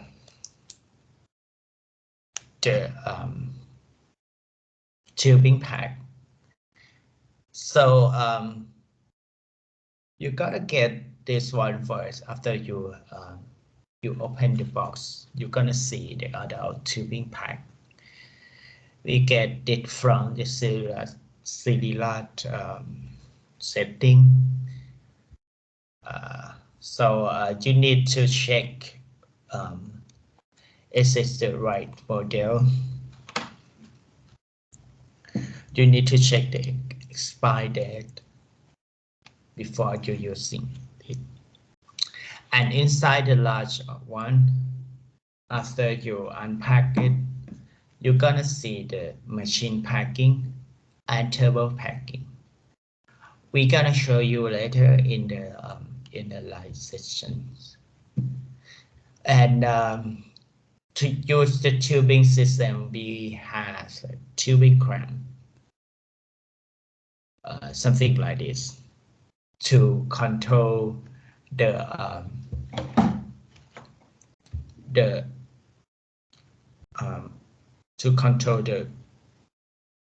flow along through the tube. We use the tubing clamp. I will show you later in the live session. The next part is the cannula. So we have two kinds of cannula. One is the venous cannula, another one is the arterial cannula. Cannula is the bridge. Let's say it is a bridge because it connects the patient with the CPB circuit, right? So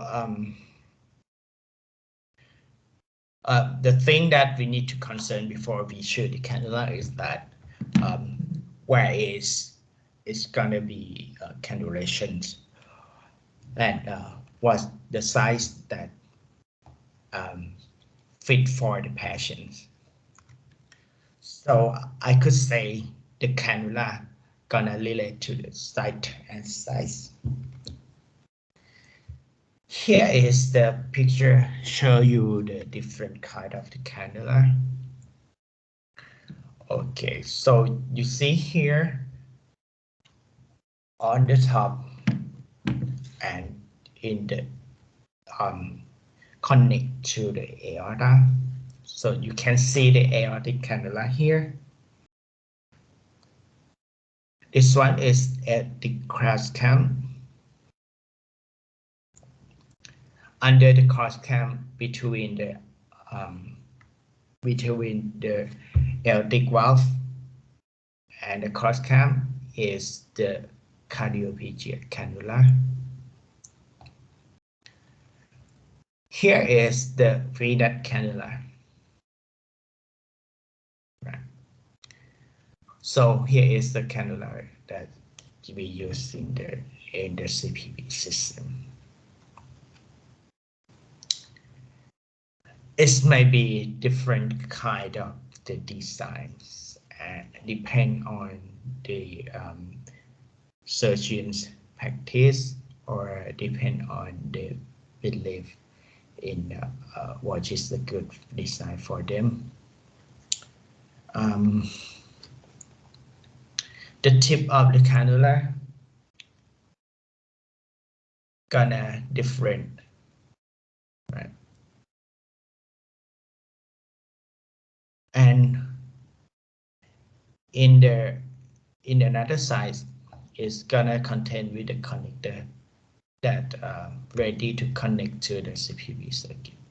Here is the arterial cannula.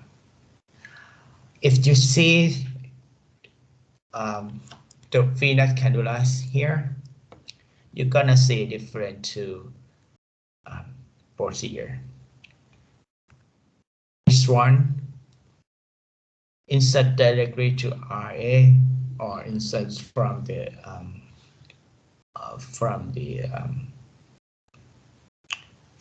SVC, go through the IVC here. But important thing that from the cartoon A, you see there are the end hole and the side hole here. We call this kind of cannula is the two-state cannula, venous cannula, because there are two states. It's receive the blood from the end hole or the IVC here, and also another blood go to the CPB on the side hole here. This is a two-state cannula. Another procedure for some operations, we may need two venous cannula. Here is the separate venous cannula that you see, one insert to the IVC, one insert to the SVC. Okay, you clear? All right. The cannulation may be performed by the central or the peripheral.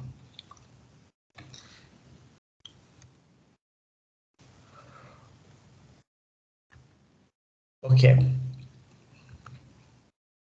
Here is the central cannula. Is central cannulation. That means if directly cannulation on the great vessel, like after you open the spread out the sternum, you could see the aortic root, and the surgeon put the cannula on the aortic root, and another side the surgeon put the venous cannula into directly to the SVC and IVC. That is the central cannula. No need to access on the peripheral. So, or let's say this is the cannulation on the central vessels, great vessel. And the main function of the venous cannula.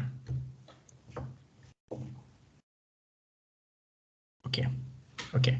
Let me start from the venous cannulation first. The main functions of the venous cannula is that allow the blood from the patient go to this CPB system. So it's gonna be enough to receive the blood from the patients. Normally we use the gravity siphon to let the blood out from the patient body, of patient circulation. However, we can apply another assistant by using the vacuum or the kinetic, or put another pump into the venous line to help the drainage to the CPB system. We usually do that in the some case that we cannot shoot the big side cannula if we use smaller cannula, it's gonna affect to the venous drainage, right? So we need to use other strategy to allow the good venous drainage, because it's affect to the perform the CPB. Here is the normal thing that we do. It's the gravity siphon. Almost I mean about 60 or 70% of cardiac procedure using the gravity siphon. The gravity siphon will be depend on the patient volume, or we can measure from the central venous pressure.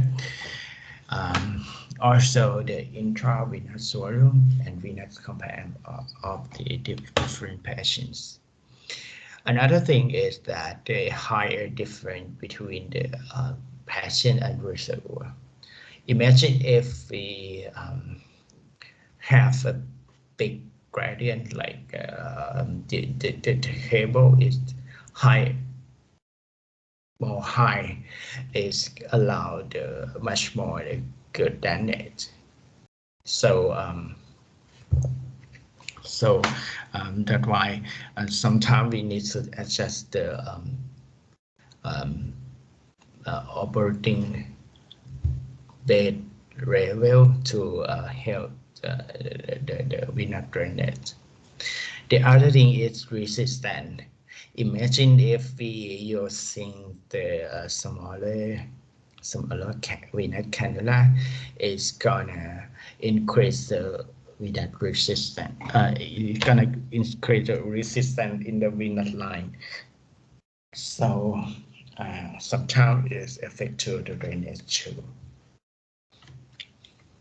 To help that, we sometimes put the certificate or a difficult to help the drainage.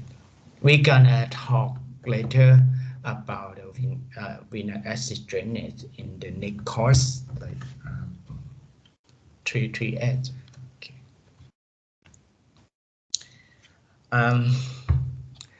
Here is the thing that I just had show you in the previous slide.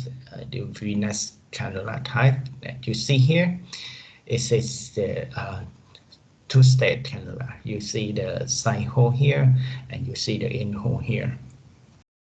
And strange cannula in the figure B, you see the end hole and also the side hole, but it's not too it's quite middle in the picture A, but in the picture B is changed to in the tip of the cannula. Another design is called right angle cannula, like sorry, this kind of cannula can have the angle tip that made from a metal or a plastic.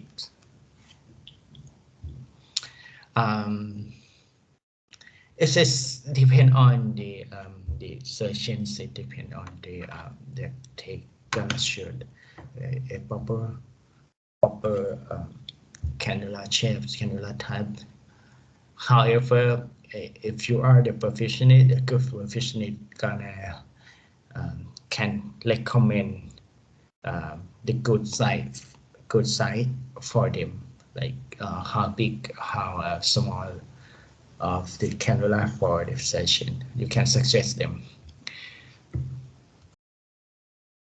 Here is the two-stage and bicolor cannula that we using the central cannula.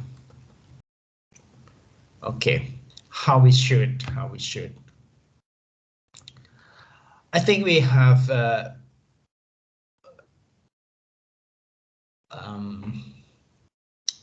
I'm not sure, but I expect that you know this equation which is the cardiac input, is the cardiac index multiplied by BSA. Normally we use that to calculate the pump flow. I think the next chapter, which is the conduct of the perfusion, Ajahn Noshana will be give you to calculate this kind of flow. However, we not use that only in to estimate the pump flow, but we also use that for estimate the cannula size also.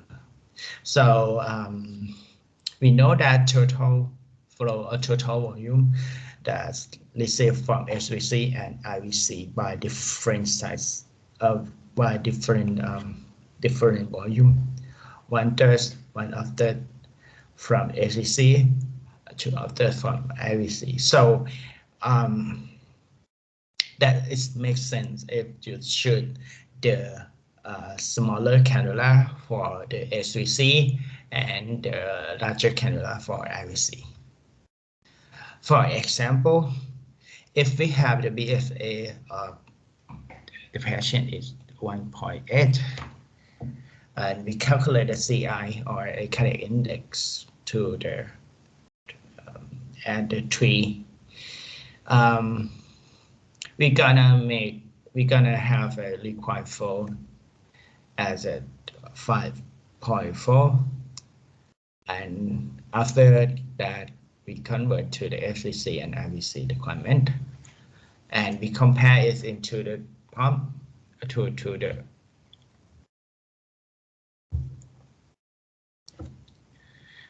the graph here. You're gonna get IVC for the 30 French, and another one is 34 like here. So if the surgeon use only one venous, the single venous, I mean not 2 state, 1 state, but only insert just only catheter, they might be use the larger one by using the 38, some like here. For the 2 state, you compare with the total required for here. You're gonna shoot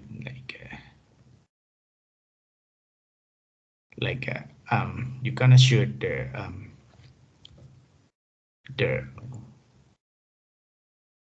cannula like 3240 French for the 2-state cannula.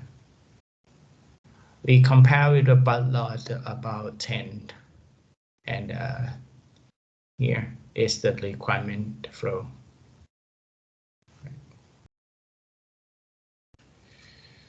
So here is the design of different cannula and connector. As we have talked in early, we have a wide connector to separate part of the component and the blood flow, right?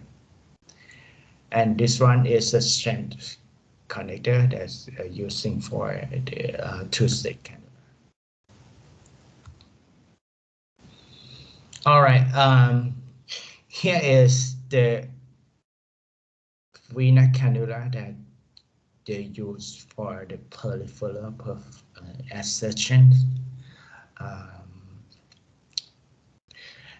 We will insert this kind of cannula where the venous femoral vein, and the tip of this kind of cannula gonna go nearly to the RA, to the right atrium. It's too long. Let's say it's about 50 or 60 centimeter. Yeah. We use this kind of cannulation in the emergency case. Imagine that if someone gonna pressing the chest, performing the CPR, and another physicians maybe have no area to sternotomy and also to perform the central cannulation. So it's gonna be use the peripheral cannulation in this case. Another thing is that if some case that need to redo operation a second time for the operate for the surgery. At the first time, after this, they go back home for long years. There are some adhesives between the visceral organ. So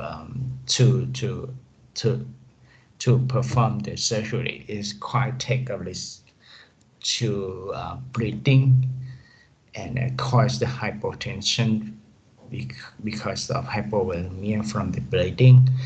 So to make sure that the patient safe, you're gonna the surgeon train to shoot the peripheral cannulation to support the patient before they start sternotomy or before they export the organ. And some of the operation like a minimal invasive surgery. A minimal invasive surgery is mean small insertion, small exposure. So the cannula is quite large for the operation. If they put the large cannula to that kind of procedure, is gonna the surgeon gonna have no any area because it's gonna disturb their operative field. So they prefer to find another site to cannulations. All right. Also, aortic and thoracic surgeries, like for the aorta cancer surgery, they no need to sternotomy sometimes. So peripheral cannulation is quite good for them. Next, we move on to arterial cannulation.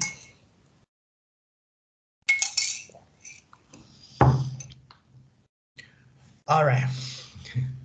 Arterial cannulation is that put the cannula to bring the lead blood or oxygenated blood back to the patients. So imagine that the venous side, the blood go to the circuit, right? It's different direction. Blood go to the circuit by using the gravity, but another side of the direction, I mean after the pump, right?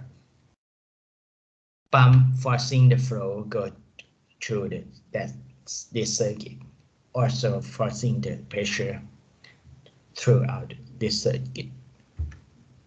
So before the pump, it might be less pressure than after the pump. So the factor that we need to concern about the arterial cannulation is that resistance against the flow, and pressure gradient is the velocity that the turbulent flow that may occur from from this flow. Right.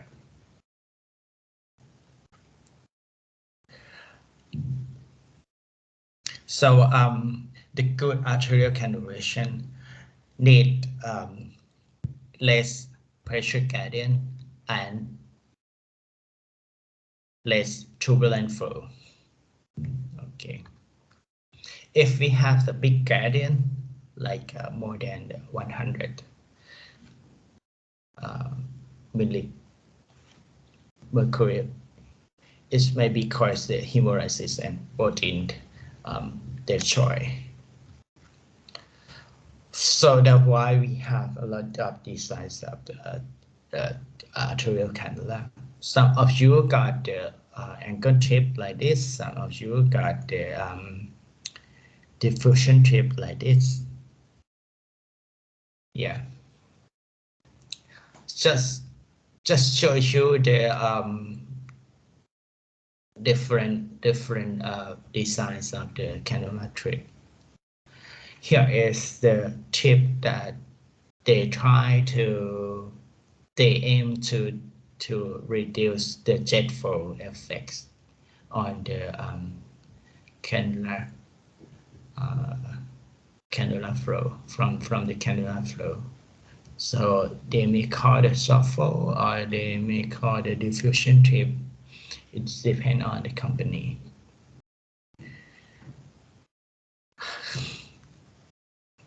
Here is the pressure loss or pressure gradient that can be occur between the pump flow or the circuit flow with the patient. We always measure that on the arterial line, on the our arterial line. So if the big gradient can be caused turbulent and also the butt damage that we just talked earlier.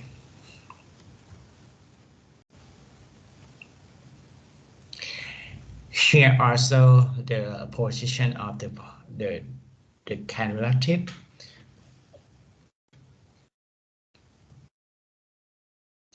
When the surgeon inserts the tip into the aortic root, it may be too long or maybe too short, and mix press is maybe go into the aortic wall, and it's gonna be cause the dissections for the aorta.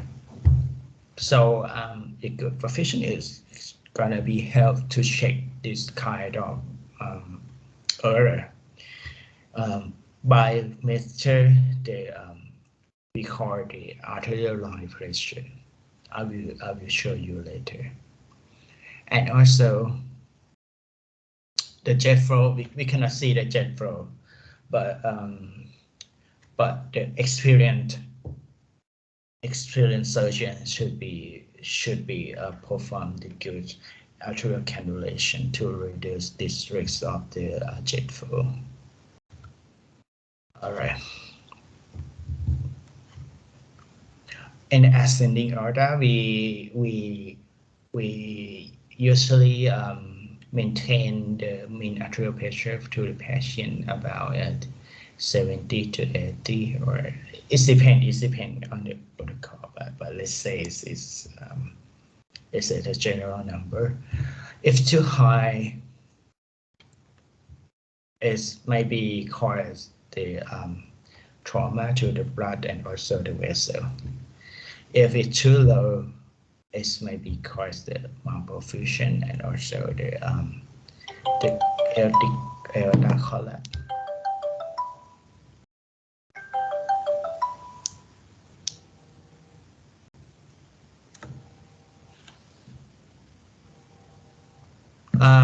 Sorry.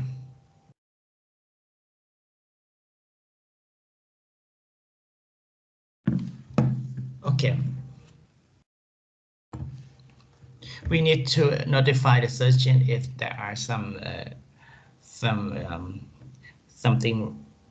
wrong happen, and we're gonna talk later about that in the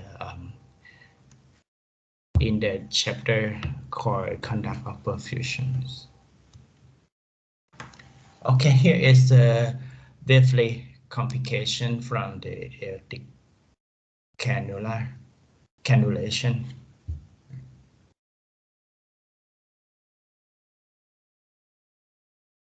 Like mostly it's about the performance error and also the trauma to the blood vessels and also the trauma to the red blood cells.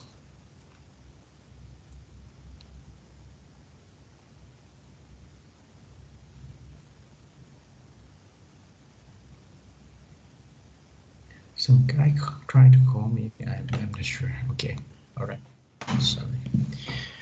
And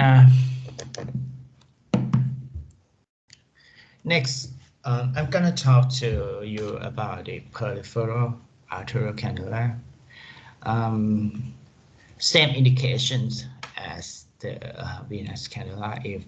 If the central cannula is cannot perform, we have another choice for the peripheral cannula.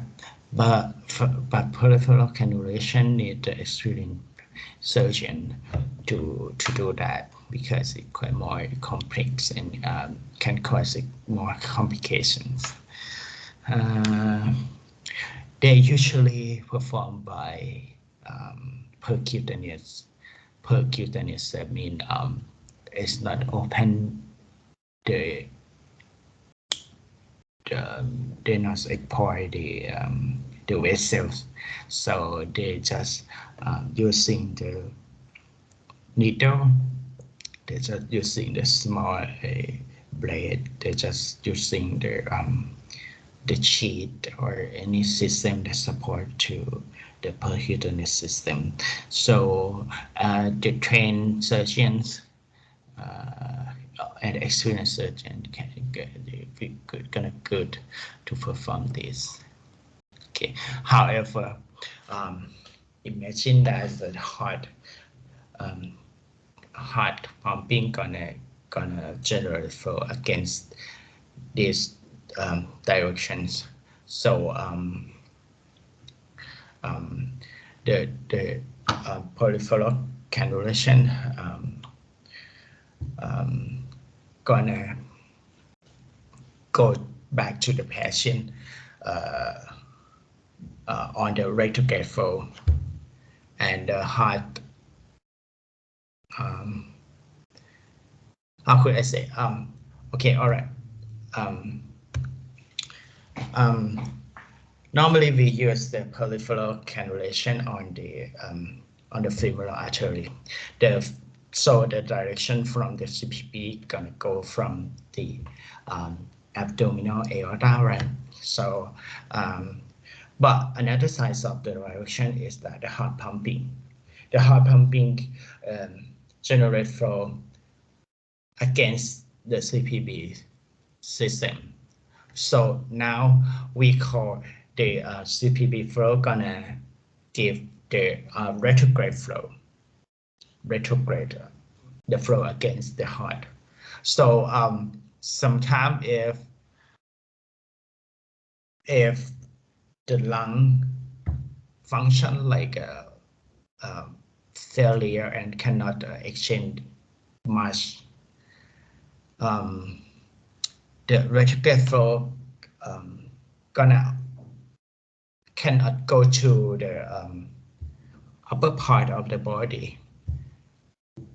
Just only the flow from the heart go to the upper of the body.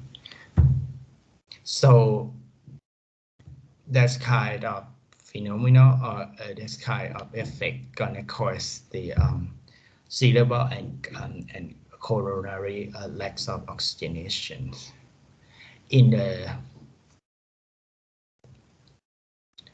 some case like ECMO, we gonna find some neuro complication from this effect. Okay.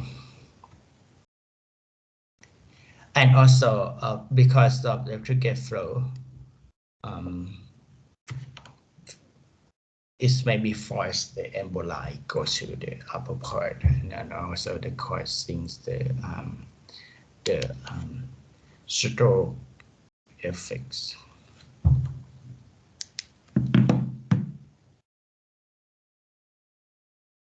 Okay, here is the example of cannulation, which is the surgeon gonna put the suture on here, like on aortic root, and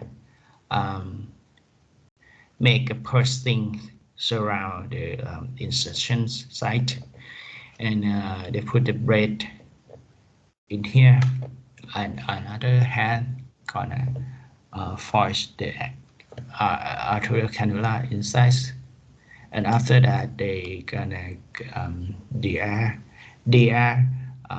or fill the blood inside the cannula and connect this to the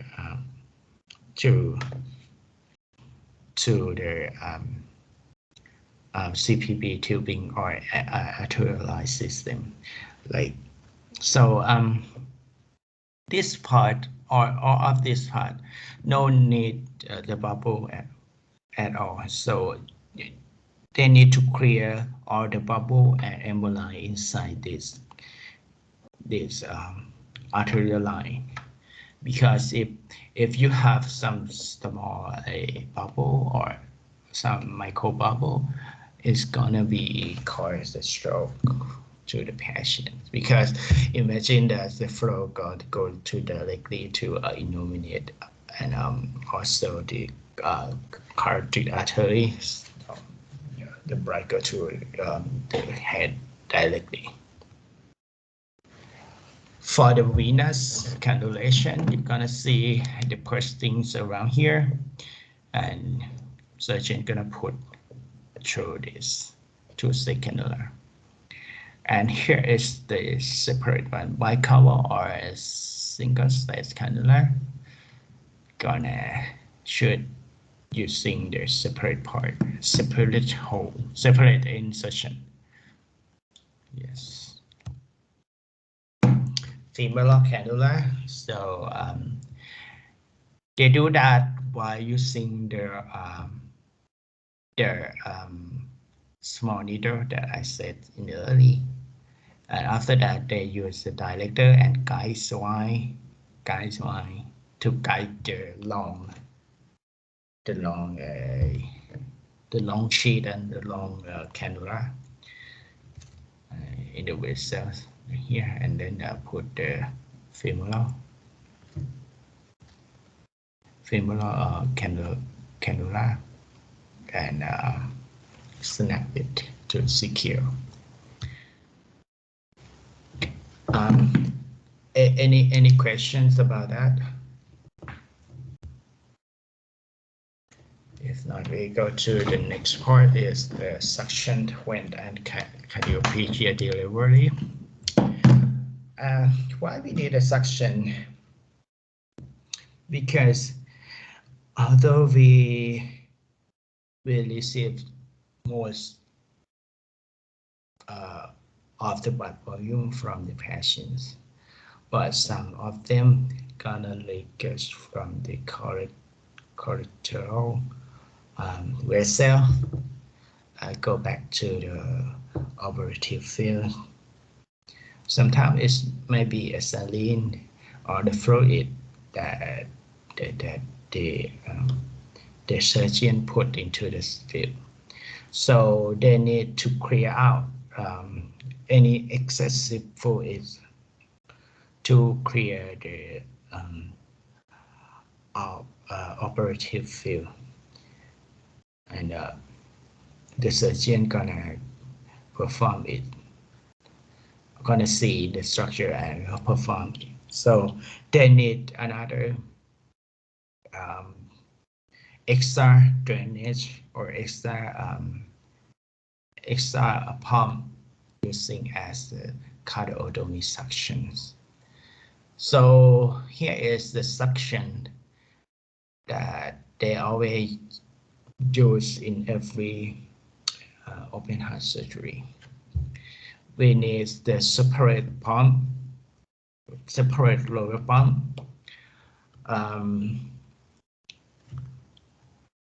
drive the blood from the outside of the chamber, heart chamber, and also the, inside the heart chamber, go back to the reservoir.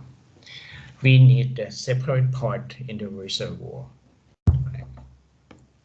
Sometimes we use the another machine called the cell server. We're gonna talk about the cell server later in the next course.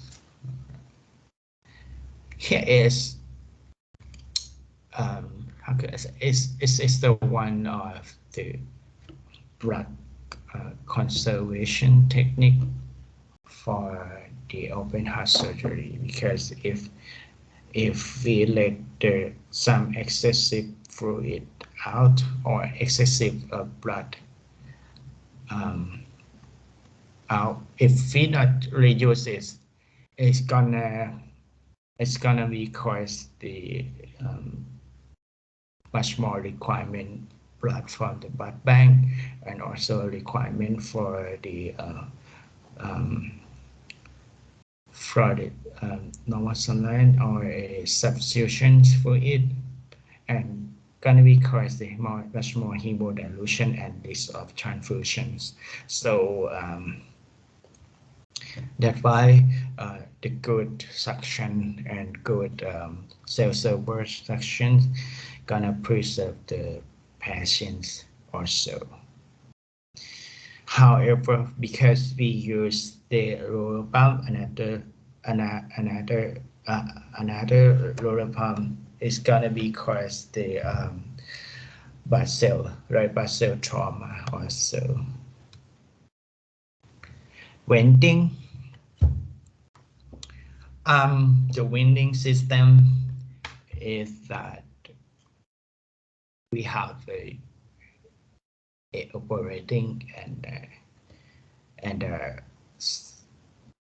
some chamber we not do anything, but they are gonna receive some blood let in the chamber from the corridor or some any leak up, and if there are a lot of volume inside the chamber, it's gonna be cause the distensions, and this detention is gonna be cause the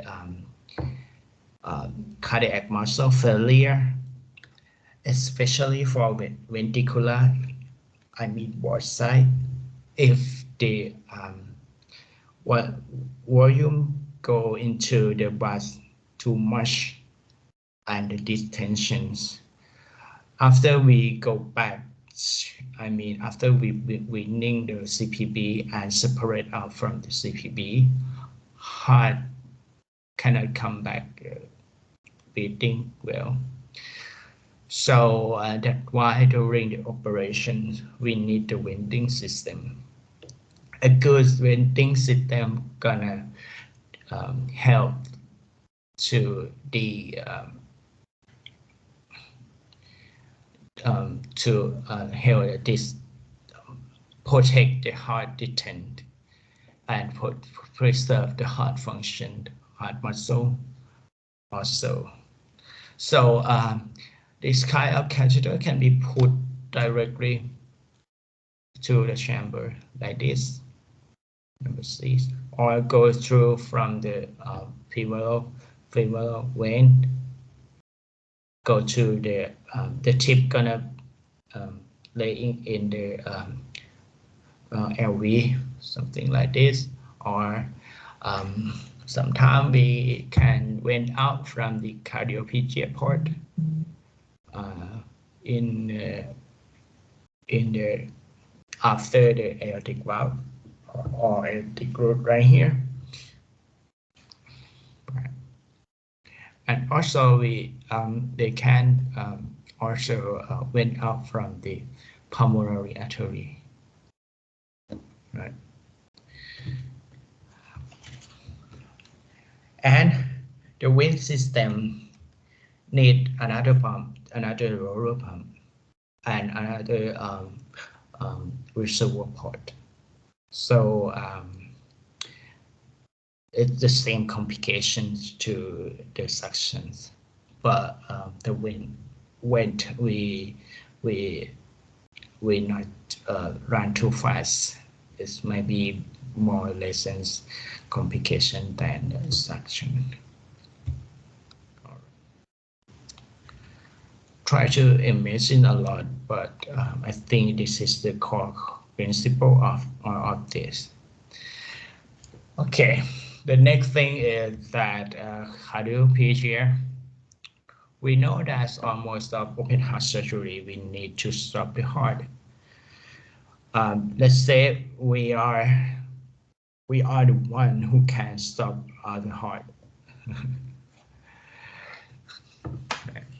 So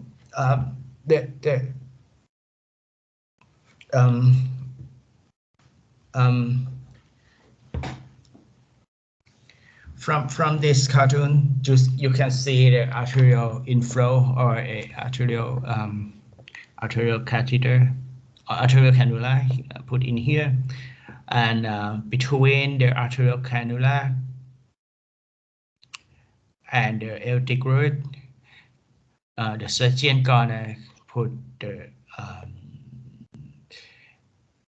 aortic cross clamp, and between aortic cross clamp and the aortic valve, here is the aortic root, which is the place of the antegrade cardioplegia cannula.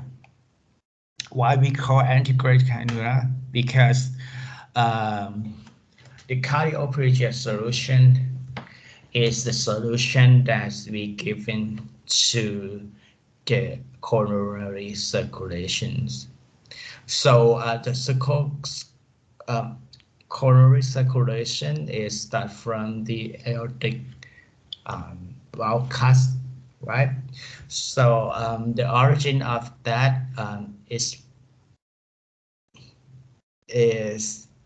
about here.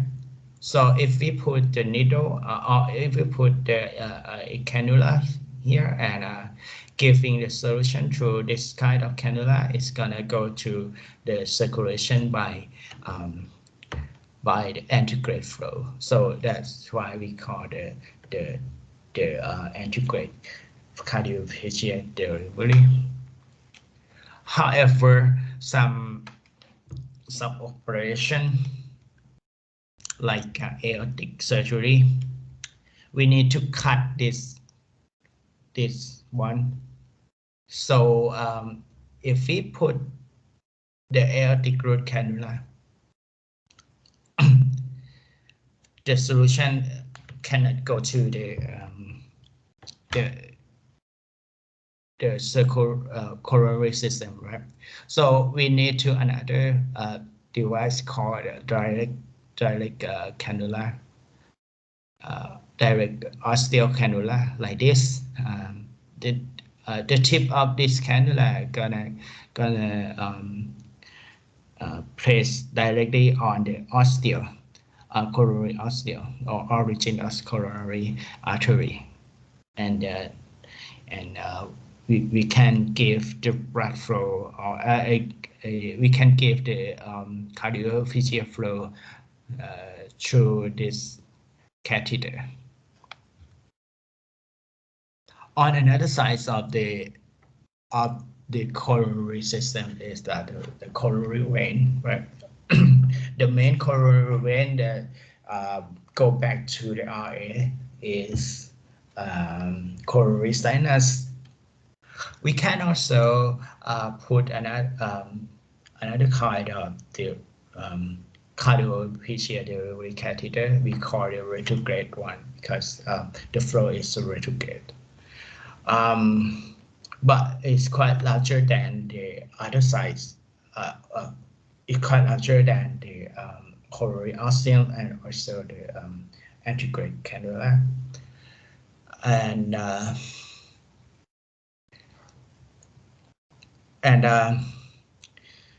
most of these size of replicate arterial cannula, they put the balloon into the tip after we inflate the balloon, it's gonna lock with the vessels. So here is the replicate cardiac fissure delivery. All right. About the setup, the system. Okay, here is the just only briefly, because we're gonna show you later in the light system, lab with Ajahn Nongshina. So your role is just connect all together, but you need to concern the sterile technique precautions and don't be put the contaminated and make everything secure. Okay, you can read it in this one yourself. So just instructor, but if it's not easy to imagine, but it makes sense if you read. Correct. Okay. Okay. So for the arterial pump that we have discussed in the early, that you need to make a occlusion setting. There are a lot of method to setting the occlusion. So here it's just to show you it's maybe use the pressure drop method and also water drop method. It depends on your team.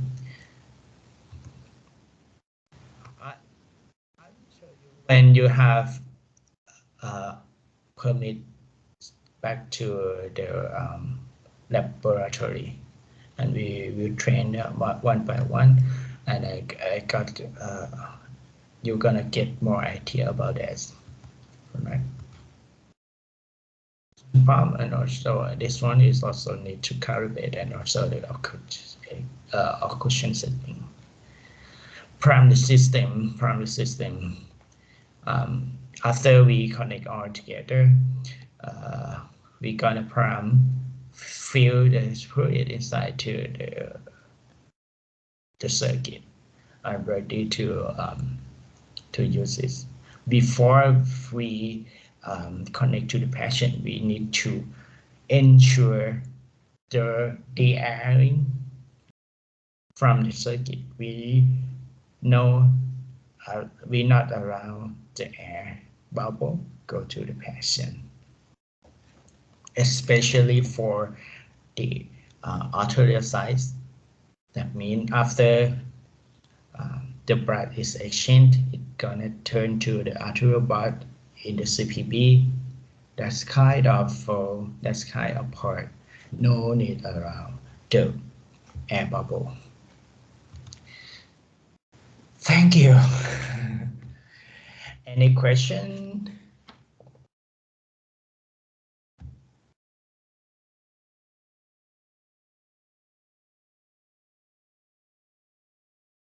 Any question?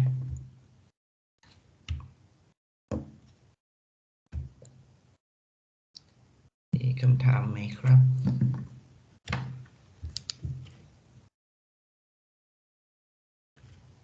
ฮัลโหลยังอยู่กันไหมครับ อยู่ค่ะ ยังไม่มีคำถามค่ะ Okay, if you have a question, you can leave your message to me, or you can ask me later in the next chapter.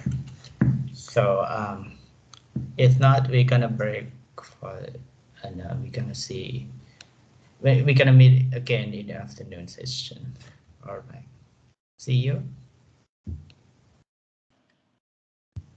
ขอบคุณค่ะ ขอบคุณค่ะ ขอบคุณค่ะ